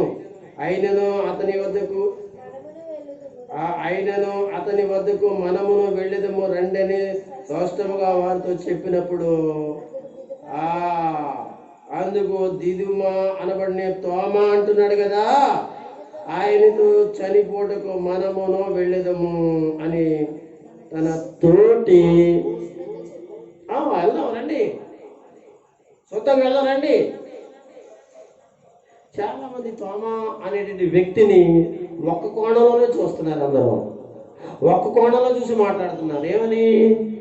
ఎప్పుడు చూస్తున్నాండి? అనుమానముడు రాశాడు అక్కడ తోమాను గురించి. సందేహాలుడు అని రాశాడు. లేదు, తోమాను గురించి నేను ఇందాక చెప్పినట్లు అతడు తెగింపు కలిగిన వాడు. అతడు ధైర్యము కలిగిన వాడు. ఎప్పుడైతే యేసు ప్రభుత్వం ఉన్న శిష్యులందరూ కూడా యూదుల మీద చంపడానికి ప్రయత్నిస్తున్నారో, చంపేయడానికి ప్రయత్నిస్తున్నాడు. అంటే యోహాను అదే యేసు ప్రభు శిష్యులు యోహాను కూడా తోమాను చాలా ప్రేమించేవాడట. అందుకని వాళ్ళిద్దరూ అసలు ఎలా ఉండేవారంటే, తోమా యోహాను ఇద్దరు కలిసి చాలా స్నేహంగా ఉండేవారట. చెప్పాను కదా ఇందాక, స్వార్థలో కానీ, ఆడ కూర్చుని తిల్లో కానీ, ఎక్కడికి వెళ్ళినా కానీ, మాటలో కానీ తోమా యోహానుతోను, యోహాను తోమాతో కలిసి ఎక్కువ స్నేహాన్ని చేశారు. అందుకే నేను చెప్పాను ఇందాక, ఎవరు ఎక్కువ రాయిపోయిందని. యోహాను మాత్రం తోమా గురించి ఎక్కువగా రాశాడు. ఎందుకు రాశాడు అని అంటే చరిత్రకారు చెప్పేది ఏంటంటే, వీళ్ళిద్దరూ స్నేహితులుగా ఉండేవారట. ప్రియమైన దేవుని పిల్లలమైన మనం గమనిస్తే ఇక్కడ శిష్యులందరితో అవును చనిపోతే చనిపోదాం, అందుకే కదా మనం ఈయనతో, అతను చనిపోయాడు, అతనితో పాటు యేసు ప్రభులు కూడా కొట్టి చంపేస్తారు, అవును చనిపోతాం రండి అని ఉన్న శిష్యులందరితో ధైర్యంగా మాట్లాడిన వాడు ఎవరంటే తెలుసా? అందుకే ధైర్యంగా మాట్లాడినాడు. అందుకని సందేహాలుడును అనుమానుడు కాదు. అందుకే దేశాలు దాటి ఇండియా దేశం వచ్చి 50వ క్రీస్తు జన్మ 52వ శతాబ్దము ఆయన ఇండియాకు వచ్చాడు. 72వ శతాబ్దంలో చచ్చిపోయాడు. అందుకే ఈరోజు ఏం చేసుకుంటున్నారు భారతీయులందరూ కూడా, భారత క్రైస్తవ నాయకులందరూ కూడా ఈరోజు జూలై 3వ తారీఖు ఎవరు జ్ఞాపకం చేసుకుంటున్నారంటే, దేవుని పిల్లలారా, పరిశుద్ధుడైన తోమాను గురించి జ్ఞాపకం చేసుకుంటున్నాడు. ఆయన త్యాగాన్ని, ఆయన ప్రేమను, ఆయన తెగింపును, ఆయన నమ్మకత్వాన్ని, ఆయన భక్తిని, ఆయన విశ్వాసాన్ని. అందుకే దేశాలు దాటుకుంటూ, సముద్రాలు దాటుకుంటూ ఆయన మొట్టమొదటిగా ఇండియా దేశంలోకి సువార్త అందించిన వాడు. అంతేగాని పిరుకుడు కాదు, అనుమానముడు కాదు.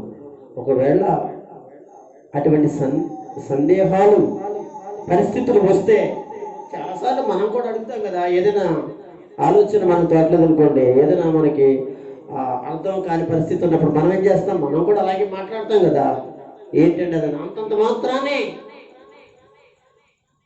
ప్రియులరా, మీకు ఇంకా కొంచెం ముందుకు వెళ్తాను. ఇంకొక కొన్ని వాక్యాలు చూపించి నేను ముగిస్తాను ఈ తోమ గురించి. ఎందుకంటే ఈరోజు తోమ గారి గురించి మాట్లాడుకోవాలి మనం. ఈరోజున ఇండియన్ క్రైస్తవ దినోత్సవం, లేకపోతే భారతదేశ క్రైస్తవ దినోత్సవం ఈరోజు. కనుక అతని గురించి మనం జ్ఞాపకం చేసుకోవటం, అతని మంచితనాన్ని మనం జ్ఞాపకం చేసుకోవటం, అని త్యాగాన్ని మనం జ్ఞాపకం చేసుకోవటం ఎంతో అవసరం.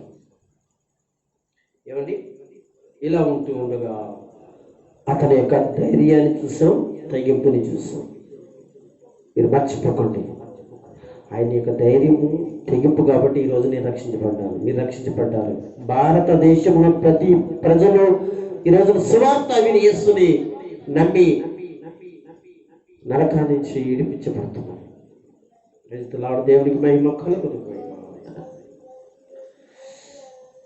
అంతేకాకుండా ప్రభువును అడిగే తత్వం ఉన్నదే. ఎవరికే? రామగారికి తత్వం ఉన్నది. ఆ తత్వాన్ని ఏమనుకున్నాడు తెలుసా? అనుమానాలు అనుకున్నాడు. అది అనుమానాలు కాదు, ఆయన తత్వం ఏంటో తెలుసా? ప్రభువును అడిగే తత్వము కలిగిన వాడు. ప్రభునే కాదు, పక్క వాళ్ళని కూడా అడిగే తత్వం కలిగిన వాడు. చదువుదాం. యోహానే రాస్తాడు 14వ అధ్యాయం. జాగ్రత్తగా చూద్దాం, నేర్చుకుందాం తోమా గురించి. మనం ఎప్పుడు తోమా గురించి తప్పుగా మనం మాట్లాడుకుంటున్నాం. ఎప్పుడు తోమా గురించి మనం ఎప్పుడు చూసినా అంత గొప్ప సేవ చేసి ఈ రోజున మనల్ని అనగా మన దేశంలో పరిశుద్ధులైన సేవకులని తయారవడానికి ఆయన త్యాగమే కదా. ఆయన గురించి మనం చాలా సులభంగా మాట్లాడుకుంటున్నాం కదా. దయచేసి మాట్లాడుకోకూడదు, మనం తెలుసుకోవాలి. ఈ రోజున అసలు ఈ రోజున నేను చెప్పాను, స్టార్టింగ్లోనే చెప్పాను, మనం చాలా పెద్ద భారీ ఎత్తున మీటింగ్ పెట్టుకోవాలి. అసలు ఈరోజు మనకి అనుకూలం లేకపోవడం వల్ల పెట్టుకోలేకపోయాం.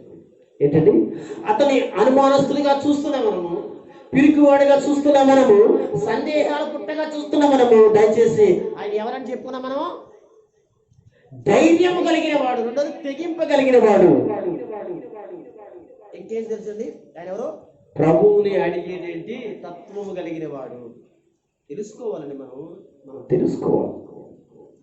14వ అధ్యాయం 5వ వచనం చదవాలరా. అందుకు తోమ, ప్రభువా ఎక్కడికి వెళ్ళుచున్నావో మాకు తెలియదే, ఆ మార్గము ఎలాగూ తెలియను ఆయన అడిగారటండి. చూడండి దేవుని పిల్లరా, నేను ఒకసారి మీరు చూడండి, ఇలాంటి అడిగేది లేదా సందేహాలు లేకపోతే ఏమంటామని కమ్మని ఏమంటాం మనం? సందేహాలు, అనుమానవాడు అంటాం కదా. వెనకాల ఇంకా కొంతమంది ఉన్నారు, యేసు ప్రభుత్వం ఇంకెంతమంది ఉన్నారు? ఈయన కాకుండా ఇంకెవరు 11 మంది ఉన్నారు. వీళ్ళకి లేవా అనుమానాలు? వీళ్ళ సందేహాలు లేవా? అది లాస్ట్తో తేలుతారు మీకు, అది కూడా చూపిస్తాను. వీళ్ళ తక్కువ ఏం కాదు. ఎవరు తోమాను మాత్రం వీళ్ళందరూ ఏమన్నారు? ఇలాగే అన్నారు. ఈ రోజు వరకు మనం ఏమంటున్నాం? అలాగే అంటున్నాం. అసలు తోమాని గురించి తెలుసుకుంటే దెబ్బ తిరిగిపోతుందండి మనకి.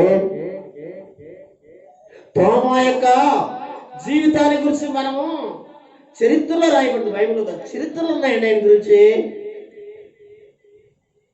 రాజులను మార్చాడు, చక్రవర్తులు మార్చాడు. చెప్పాను కదా, సువార్త అనేది అంటరానోడి దగ్గరికి, ఎక్కడో ఊరు చివరి దగ్గరికి వెళ్ళలేదు సువార్త. అది రెండోసారి వెళ్ళింది. మొదటిసారి వెళ్ళినప్పుడు డైరెక్టర్ ఎక్కడికి వెళ్ళిందని చెప్పాను, నేను నాకే చెప్పాను. ఎవరి దగ్గర? రాజుల దగ్గరికి, చక్రవర్తుల దగ్గరికి, బ్రాహ్మణ్స్ దగ్గరికి పెద్ద ఉన్నత కలిగిన వారిని రక్షణలో నడిపించాడు.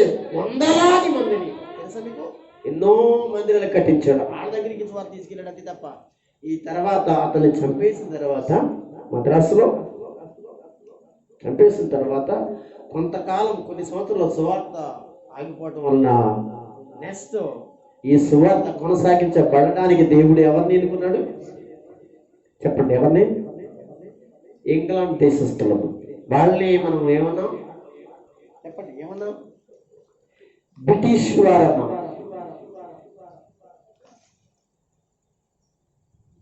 అన్నాం కదా.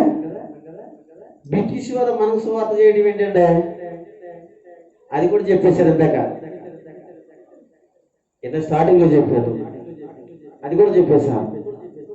బ్రిటిష్ వాళ్ళు మన చంపేవాళ్ళు, కొట్టేవాళ్ళు, బానిసలుగా చేసేవాళ్ళు మనకు సువార్త చేయడం కాదు కదండి. అది ఏంటండి అంటే చాలా వివరంగా చెప్పాను. ఏళ్ళ కాదు మనకు సువార్త చేసింది, 200 సంవత్సరాలు మనం బానిసలుగా మళ్ళీ ఇబ్బంది చేసిన వాళ్ళు కాదు మనకు సువార్త చేసింది చెప్పాను. వివరించి బాగా చెప్పాను, చాలా ఎక్కువ టైం తీసుకున్నాను దాని గురించి. ఎవరో బాగా వివరంగా చెప్పాను. ఎవరో తెలుసంటే ఇది ఇంగ్లాండ్ దేశస్తులు. ఎవరు తెలుసా? ఆ ఇంగ్లాండ్ నుంచి దేవుని చేత ప్రేరేపించబడి ఆత్మల రక్షణ కొరకై మిషనరీగా వచ్చారు. వాళ్ళు వస్తున్నప్పటికి కూడా ఈ బ్రిటిష్ ఇంగ్లాండ్ అది ఎవరైతే ఉన్నారో వాళ్ళు రాకుండా అడ్డు కలిగారు. ఇక్కడ సువార్త కూడా చేయకుండా చేశారు. మనోళ్ళు ఏమనుకుంటారని చెప్పాను, మనం మార్చేయడానికి బ్రిటిష్ వాళ్ళు ఏం చేశారు? సువార్త చేశారు. వాళ్ళు ఇది చేస్తారు, మనల్ని తినడానికి మనం నాశనం చేయడానికి వచ్చారు. వాళ్ళు బ్రిటిష్ వాళ్ళలోనే మారు మనసు పొందిన, రక్షణ పొందిన, యేసును తెలుసుకున్న దైవ పిల్లలైన వారు వచ్చారు. ఇప్పుడు తెలుసా, వీళ్ళు ఇక్కడ మనం బానిసలుగా చేస్తున్నప్పుడు వచ్చారు, కానీ వాళ్ళు కూడా సువార్త చేయనివ్వలేదని ఇందాక మీకు చాలా వివరంగా చెప్పాను. మనం ఏం మాట్లాడుకుంటున్నాం? వాళ్ళు మార్చేయడానికి, వాళ్ళు మనల్ని ఏం చేయడానికి. వాళ్ళు ఇంటికి మనం మారుతారు, వాళ్ళు మార్చడానికి రాలా, మనంతా దిగమంగడానికి వచ్చారు వాళ్ళు. కనుక పూర్తిగా రెండవ పర్యాయం, మొదటి పర్యాయంలో తోమా వచ్చాడు.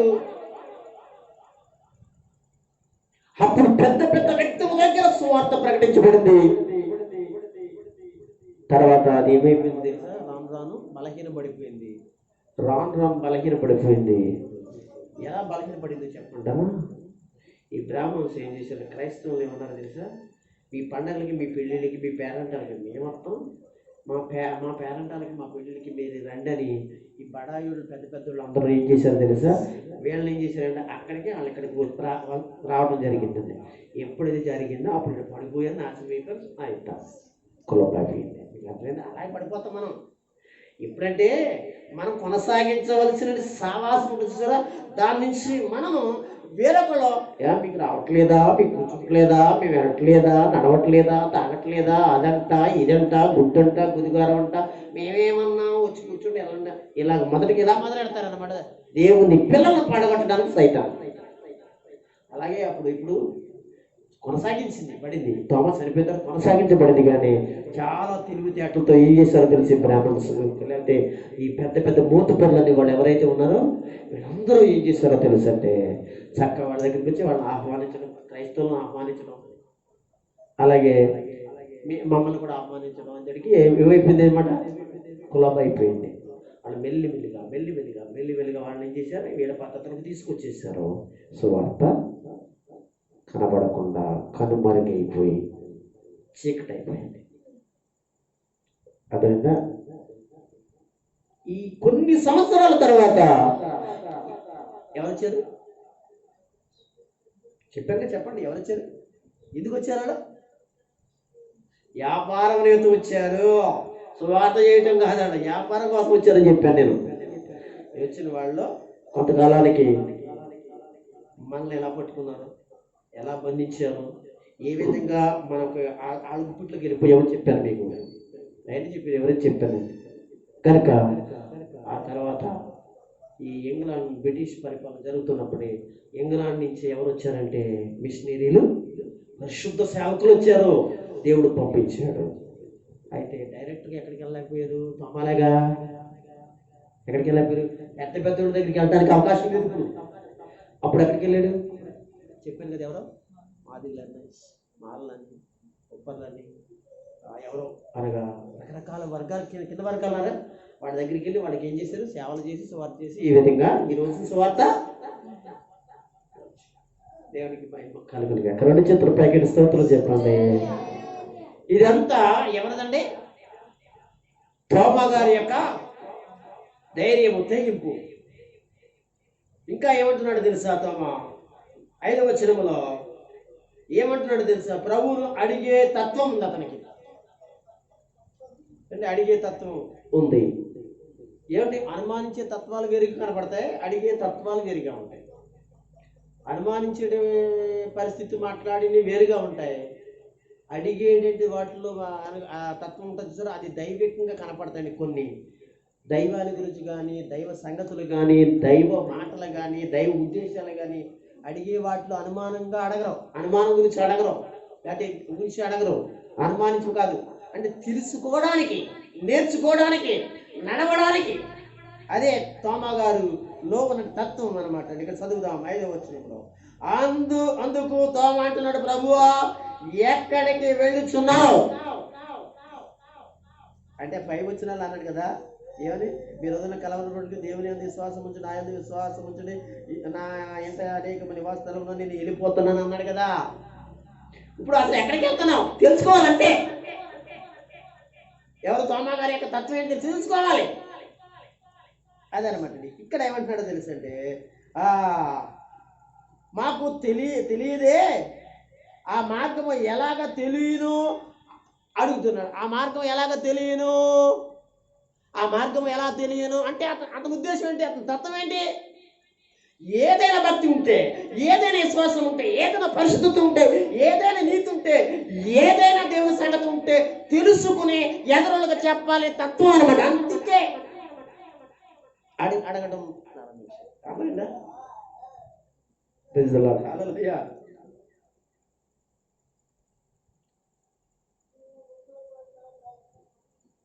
ఇందులోనే 20వ అధ్యాయం కూడా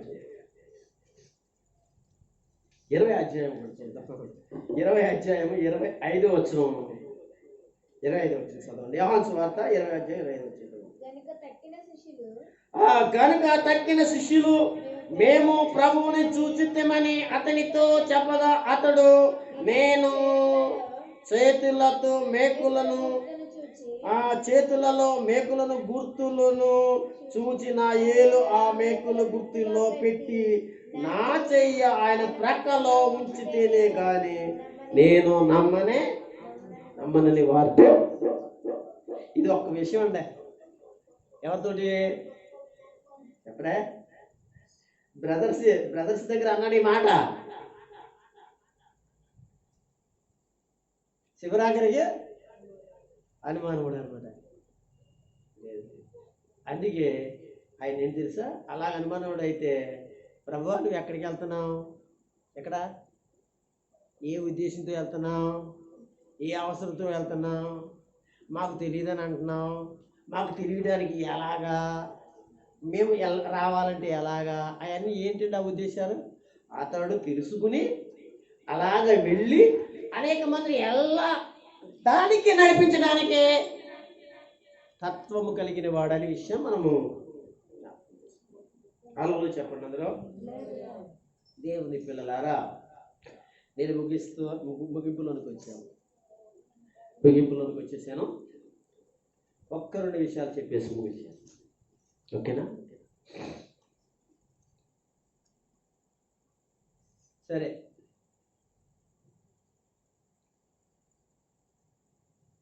ఇదంతా ఇప్పుడు జరిగింది. యేసు ప్రభు వారిని సమాధి చేసిన శుక్రవారం సమాధి చేశారు కదా. శనివారం వెళ్ళాక ఆదివారం తెల్లవారుజామున కదా, తెల్లవారుజామున యేసు ప్రభు లేచాడు. లేచిన తర్వాత వెంటనే రాలేదండి, ఆ సాయంత్రం వచ్చాడు యేసు ప్రభు. వీళ్ళందరూ ఇంట్లో ఉన్న తలుపులు వేసేసుకున్నారో వచ్చాడు. ఈ మాట తోమాకి చెప్తే తోమా గారు ఇలాగ అన్నారు. సరే కదని చెప్పేసి ఆదివారం కదా, సోమవారం గడిచింది, మంగళవారం గడిచింది, బుధవారం గడిచింది, లక్షవారం, శుక్రవారం, శనివారం గడిచింది, ఆదివారం వచ్చింది. అంటే ఆదివారం నాడు కనపడ్డాడు తన అందరికీ, మళ్ళీ ఆదివారం వచ్చిందండి. బైబిల్ చదువు ఏం జరిగింది?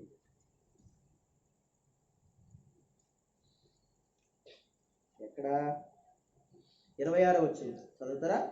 8 దినములైన తరువాత ఏమా 8 దినములైన సరే, తరువాత 24 నుంచి చదివితే కొంచెం బాగా మనం అర్థం చేసుకుంటాం కదా. యేసు వచ్చి యేసు వచ్చినప్పుడు ఆ 12 మందిలో ఒక్కడైన దిదుమా అంటే చెప్పిన దిదుమా గురించి ముందుగా చెప్పాను. దిదుమా అంటే ఏంటి చెప్పాను కదా మీకు. కవలలు అంటే ఏంటి చెప్పాను కదా. ఇవన్నీ దిదుమా అంటే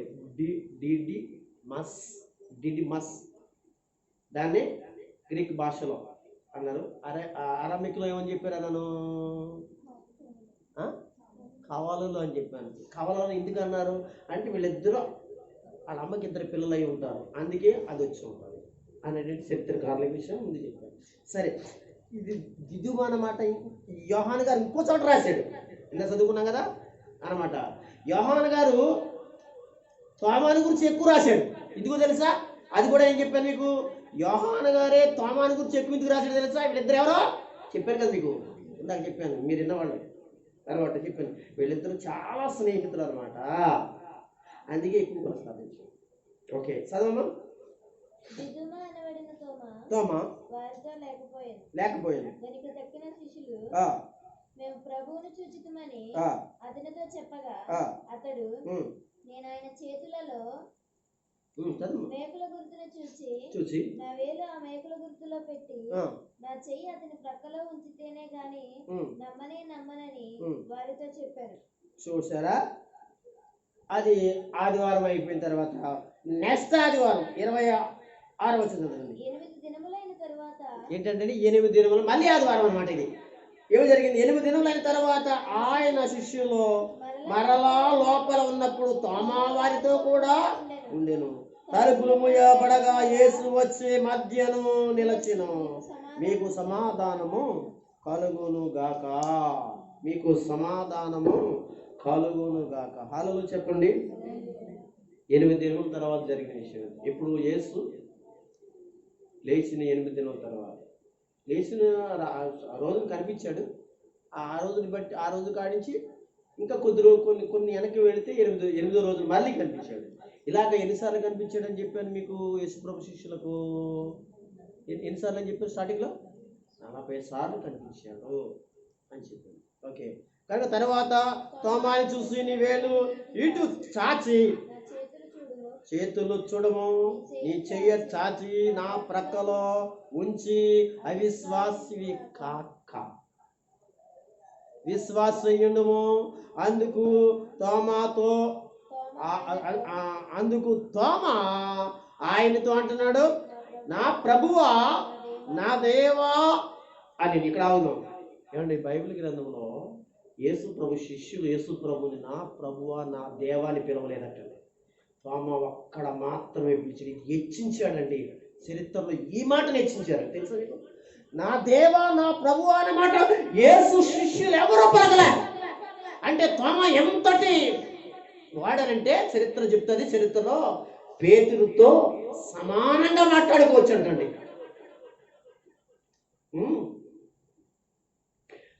పేతురుతో సమానంగా మాట్లాడుకోవచ్చు అంట. ఎందుకు తెలుసా? పేతురుతో కలిసి బబులోని అనగా ప్రాంతాలలో కూడా ఏం చేశాడో తెలుసా? సువార్తకి వెళ్ళాడటండి. అక్కడికి వెళ్ళిన తర్వాతనే అక్కడి నుంచి దేవుడు అతన్ని మరల ఇక్కడికి వెళ్ళి అనుకోవచ్చు. సామాన్యుడి కదా, దేశాలు కూడా తిరిగినోడు. ఏంటో తెలుసా? పేతురు లాగా మరి యోహాను లాగా గొప్ప సేవా పరిచర్య చేసిన త్యాగం కలిగినోడు.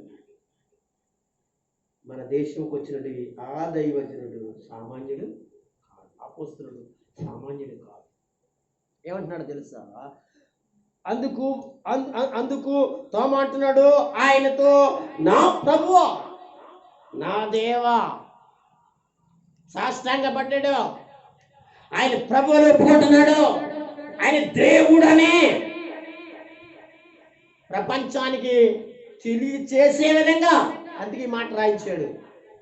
అంత గొప్ప వ్యక్తి ఎవరైనా పరిశుద్ధుడైనా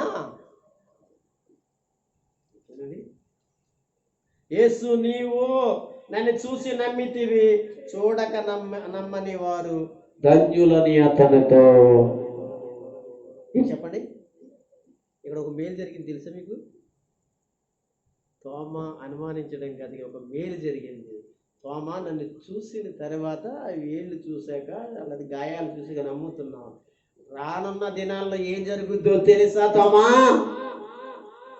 రానున్న దినాల్లో ఏం జరుగుద్దో తెలుసా? ఇదిగో ఈ బైబిల్ నమ్ముతారంటే నన్ను ఇంకా చూసే ఈ బైబిల్లో నన్ను తొంగు చూస్తారు, అందులోనే కనపడతాను, నన్ను నమ్ముతారు. ఈ మాట ప్రకటన చేయడానికి తోమాని దేవుడి విధంగా వాడుకోవచ్చేమో, మాట్లాడేటి కృప ఒకవేళ ఇవ్వచ్చేమో, ఇచ్చుండొచ్చేమో. దేవునికి స్తోత్రం కలుగును గాక. ఎందుకు ఈ విషయాలు చెప్తున్నానంటే అంతకుముందు అతను సాగసం లేకపోతే ఆయన మాటలు, ఆయన విధానము, ఆయన నడవడి, ఆయన పద్ధతి ఎలాగుందంటే కరెక్ట్గా ఉంది. దాన్ని బట్టి మనం చెప్పుకోగలుగుతున్నాం, చెప్పగలుగుతున్నాం. ఓకేనండి, ముందుకు వెళ్ళిపోవాలి. ఒక మాట అన్నాను మీకు, అది చెప్పేసి ముగించేస్తాను. ఈ నొక్కానికి అనుమానమా కదా? ఈ నొక్కానికి అనుమానమా? ఏ శిష్యులకు అనుమానం లేదా? సరే, అది కూడా కొంచెం చూసుకుందాం. ఏళ్ళ అనుమానిస్తులే, ఏళ్ళ అనుమానం కలిగిన వాళ్ళు ఏళ్ళ మాట్లాడి, కానీ చూద్దాం ఎందుకో దేవుడు తోమాను ఆ విధంగా మాట్లాడుకోవడానికి పెట్టాడు మనకు తెలియదు. కానీ దేవుని పిల్లలారా, దేవుని వాక్యంలో లూకా రాసిన సువార్త 24వ అధ్యాయం తెరవండి. చక్కగా ఒకళ్ళు చదవండి. నేను చాలా చక్కగా ఒక 5-10 నిమిషాలు వివరించేసి వెళ్ళిపోదాం. చూద్దామా? 24వ అధ్యాయం మొదటి నుంచి కొన్ని వచనాలు అంటే 12 వచనాలు చదవండి ఒకసారి. ఏనండి జాగ్రత్తగా, ఆదివారం తెల్లవారుచుండగా అంటే ఈ విషయం దేనికి సంబంధించింది ఒకసారి నేను చూడండి. యేసయ్యను సమాధి చేసి ఆదివారం నాడు తెల్లవారుతూ ఉంది అనే సందర్భానికి ఇక్కడ రాశాడు. చూడండి ఎంత మంచి విషయం. యేసుపురం ప్రార్థన చేయడానికి కానీ, యేసుపురం ఆరాధించడానికి కానీ, ఆడవాళ్ళు దేవుని స్తుతించడానికి అనే ఏ దేవుడైనా ఆడవాళ్ళు చాలా ఆతురతగా ఉంటారండి భక్తిలో. ఓకేనండి, మంచిది. కనుక ఆ స్త్రీలు ఏం చేశారు? తాము సిద్ధపరిచిన సుగంధ ద్రవ్యములు తీసుకుని సమాధి వచ్చేది. చదివండి. సమాధి ముందర ఉండిన రాయిని దొర్లింపబడి చూడండి, చూచి లోపలికి వెళ్ళిరి కానీ ప్రభు అని యేసు దేహము వారికి కనబడలేదు. ఇంటున్నారు, సమాధిలో లేదటండి. ఇందును కూర్చి వారికి ఏమి తోచకుండా, ఎవరికి తోచడం లేదు? స్త్రీలని వారికి. మీరు మర్చిపోకూడదు, ఎవరైతే పొద్దున వచ్చేసారో, సమాధి దగ్గరికి వచ్చేసారో, సమాధి దగ్గర వచ్చి పూజ చేయడానికి వచ్చారో, ఆరాధన చేయడానికి వచ్చారో, ఈ స్త్రీలు ఏం చేశారంటే ప్రభు యేసు యొక్క దేహం వారికి కనపడినందున ఇందును కూర్చు వారికి ఏమి తోచక ఉండగా అప్పుడు వాళ్ళకి ఎవరు కనపడ్డారు? ప్రకాశమైన వస్త్రము ధరించిన 2 దేవదూతలు కనిపించారు. ఇక్కడ మనుషులు రాసేది కానీ దేవదూతలు అనమాట. వారి వద్దకు నిలబడ్డారు. వారు అంటున్నారు, ఈ స్త్రీలతో మాట్లాడుతున్నారు దూతలు. వారికి భయపడి ముఖములను నేలను మోపి ఎవరు? స్త్రీలు వాళ్ళు చూడలేకపోతున్నారంట. అంటే చూడలేకపోతున్నారంటే దూతలు కనుక వాళ్ళు ప్రకాశంగా తెల్లగా ఆ చీకట్లో కూడా చాలా మెరిచిపోతున్నారు. ఇది చూడలేక వారు ఏమంటున్నారు? వీరు సజీవుడైన చదవండి వీరు సజీవుడైన వాణిని మీరెందుకు మృతుల్లో ఎతుకుచున్నారు? ఆయన ఇక్కడ లేడు, లేచి ఉన్నాడు.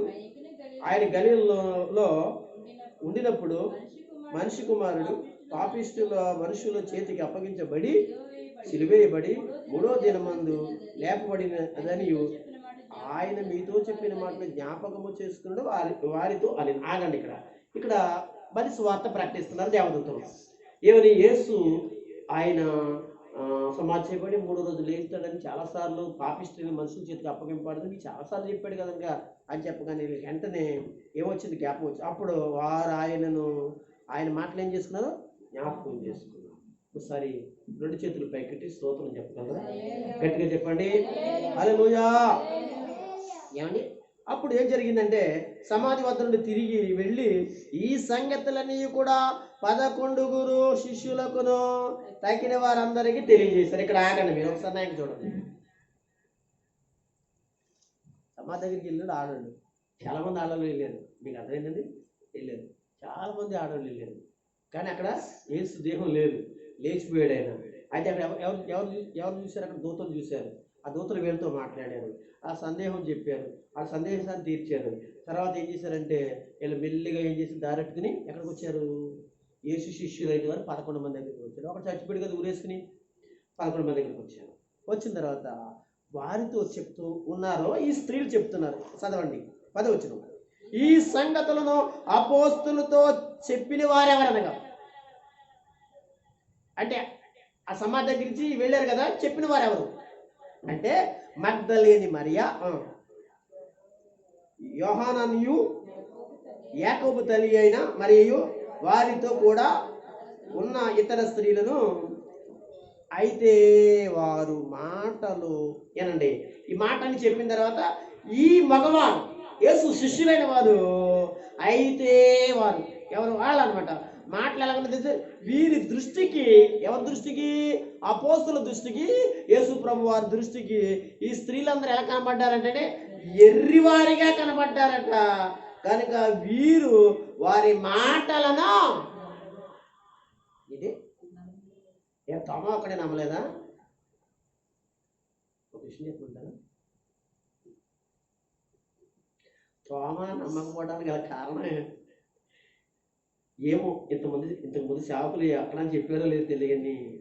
తోమ నమ్మకపోవడం గల కారణం ఎవరు చెప్పమంటారు? ఒక్క మాటలో ఏళ్లే. ఎవరో ఉన్న 10 మంది, ఈయనతో 11 మంది, 12 మంది 12 కూడా చచ్చిపోయాడు కదా. ఈ 10 మందే కారణం.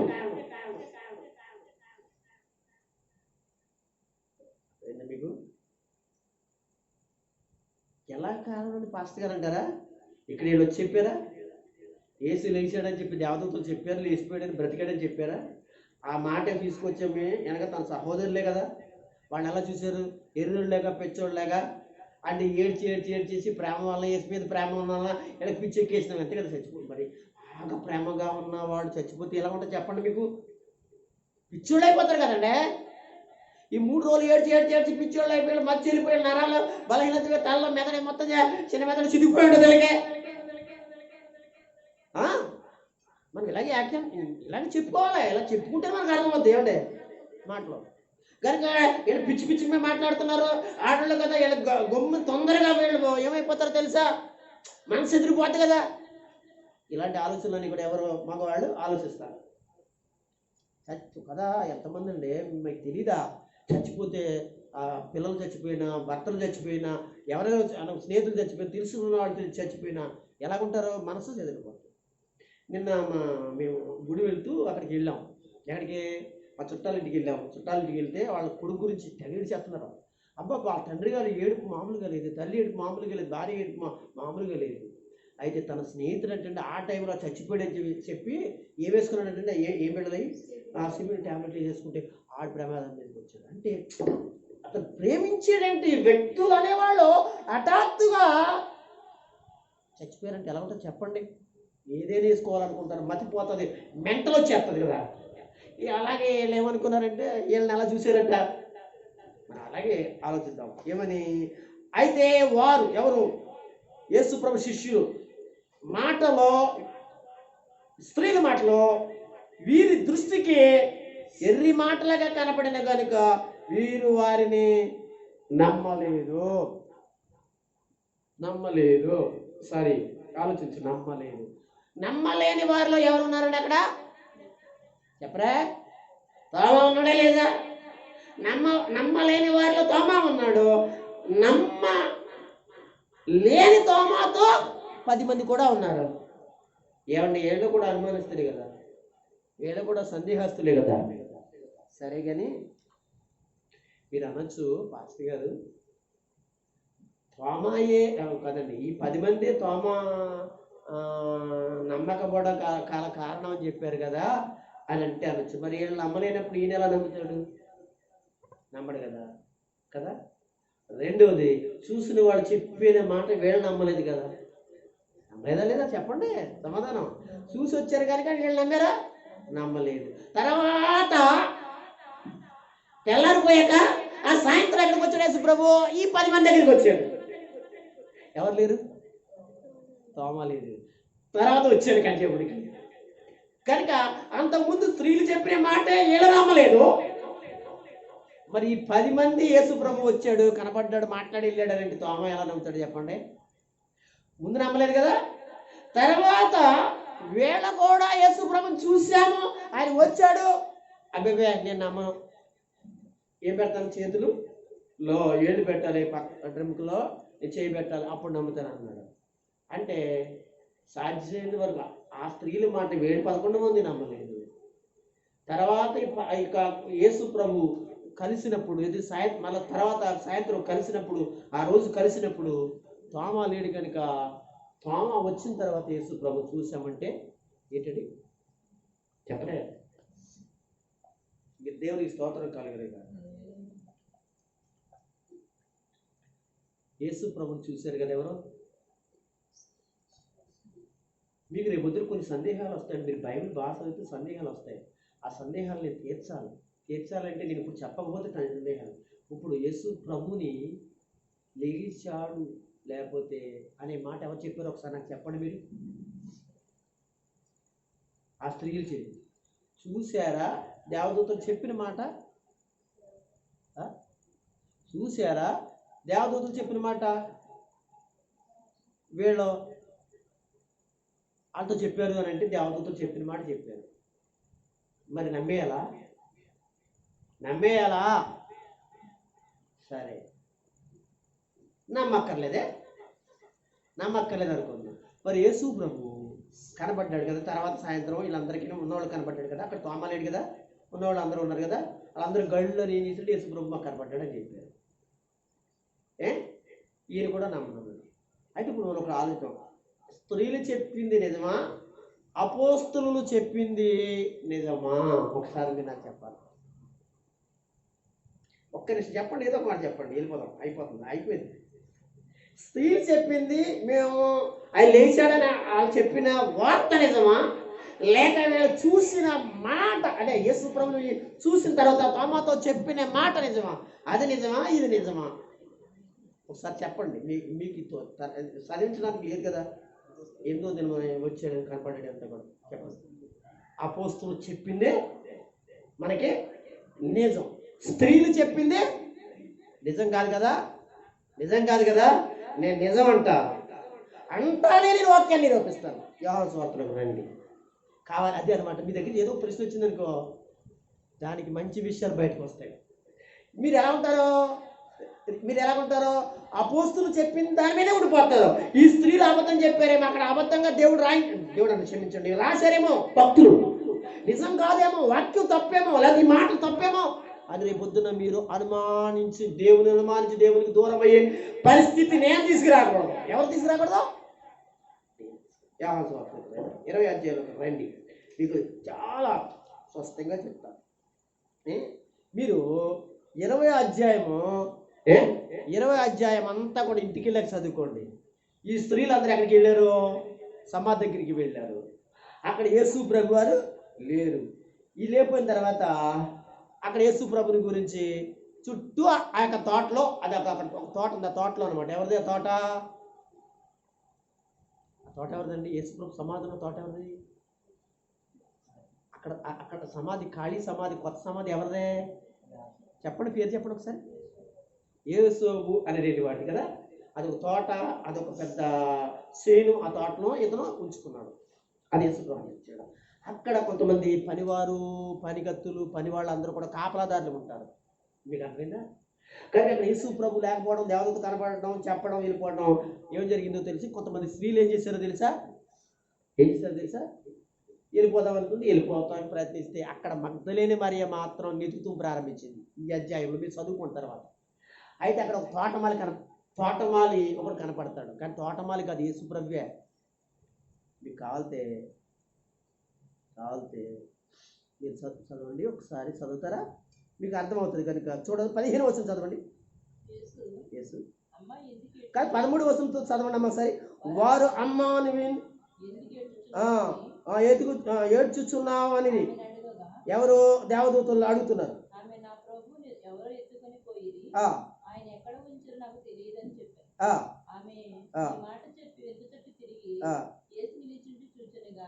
ఏంటండి? యేసుని ఎవరు చూశారు? అక్కడ మగ్దలేని మరి చూశారు. అంటే అక్కడ కొంతమంది స్త్రీలు ఉన్నట్టే కదా, అక్కడ దేవదూతలు ఉన్నారు. ఆ దేవదూతలు ఏమనుకుందండి, ఆ పొలంలో ఉన్నవారు లేదా అక్కడ కాపలాదారుల తోట కాపలాదారులు ఎవరోనేమో కనుక తోటమాల ఏమని చెప్పేసి మా ప్రభుని కానీ మీరు తీసుకెళ్ళిపోయారా అని బ్రతులు అంటాం ప్రారంభించింది.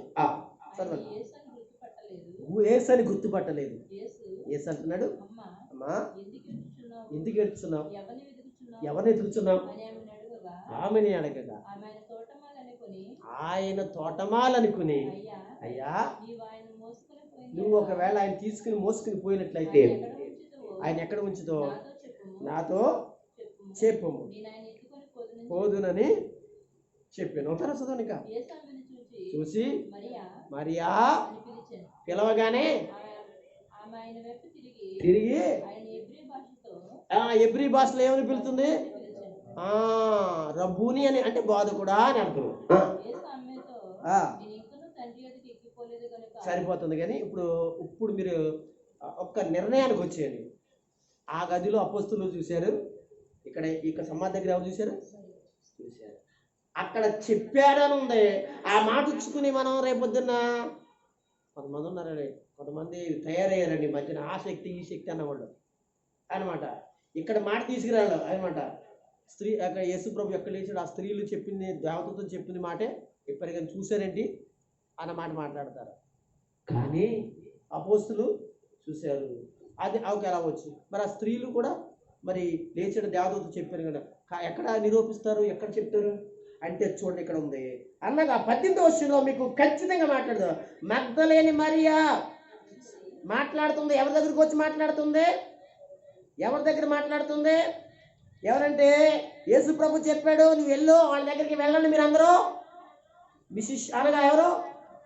మీరందరూ కూడా అక్కడికి వెళ్ళండి, నేను కనపడ్డానంతే చెప్పండి, నేను తండ్రి దగ్గరికి ఇంక వెళ్ళలేదు, నన్ను ముట్టుకోవడానికి వీల్లేదు, మీరు వెళ్ళి ఏం చేస్తారంటే నా సహోదరులకి చెప్పండి అంటుంది. యేసు ఆమెను చూసి మరియా అని పిలిచాను. ఆమె ఆయన వైపు తిరిగి ఆయన ఎబ్రీ భాషలో రబ్బూని అని పిలిచాను. ఆ మాటకి బోధకుడు అని అర్థము.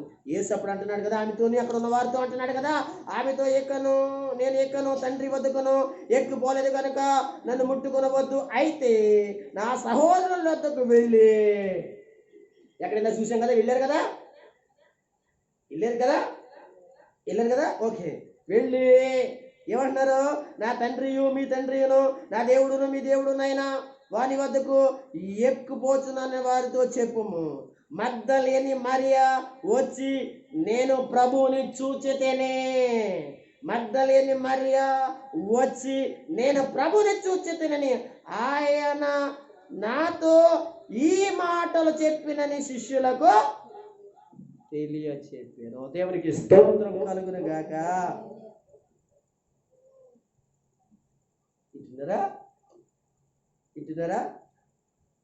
ఇంటున్నారా? అది అయిన తర్వాత ఏం జరిగిందో తెలుసా? అప్పుడు కిందకు వస్తే మీరు ఇంటికాడ చదువుకోండి, ఏమొచ్చిందో తెలుసు అంటే, ఆదివారం సాయంకాలం శిష్యులందరూ యూదులకు భయపడి దాక్కున్నారు అని ఉంది కదా, అప్పుడు కనపడ్డారు. దేవునికి స్తోత్రం కలుగును గాక. అంటే దానికి ముందు ఏం జరిగింది? వీళ్ళు నమ్మారండి, వీళ్ళు చెప్పిన మాట నమ్మారా? మరి అలాంటినప్పుడు అనగా వీళ్ళకి కనపడ్డాడు అని తోమతో మాట్లాడితే తోమ ఎలా నమ్ముతాడు అంటే, అక్కడ మనం ఆలోచించవలసింది ఏంటంటే, వాళ్ళు చూశారు, ఎవరు? స్త్రీలు నమ్మారు. యేసు ప్రభు శిష్యులు 10 మంది చూశారు, నమ్మారు.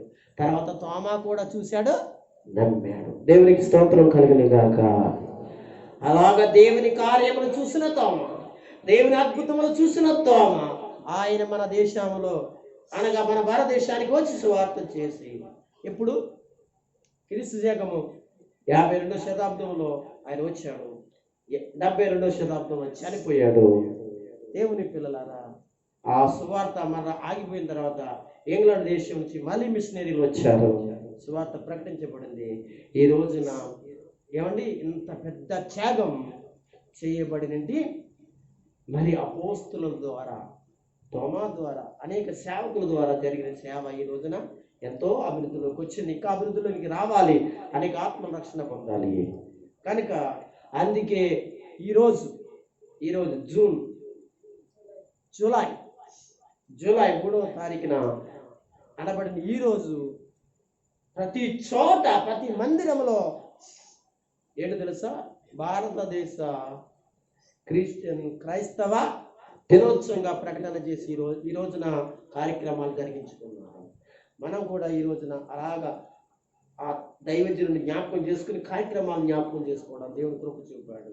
మనం నమ్మకంగా ఎవరిలాగా తోమా నమ్మకం కలిగినడే కానీ నమ్మకం లేనివాడు కాదని మనం తెలుసుకున్నాం కనుక ధైర్యం కలిగి వెళదాం. ఇంకా ఆయన గురించి ఎన్నో విషయాలు ఉన్నాయి కనుక దేవుని చిత్తమని చెప్పి నేర్చుకుందాం. కనుక ప్రభు కృపా సమాధానం మనందరికీ ప్రభు దయచేయునుగాక. ఒకసారి 2 చేతుల పైకి గట్టిగా స్తోత్రం చెప్పగలరా? గట్టిగా చెప్పండి. హల్లెలూయా.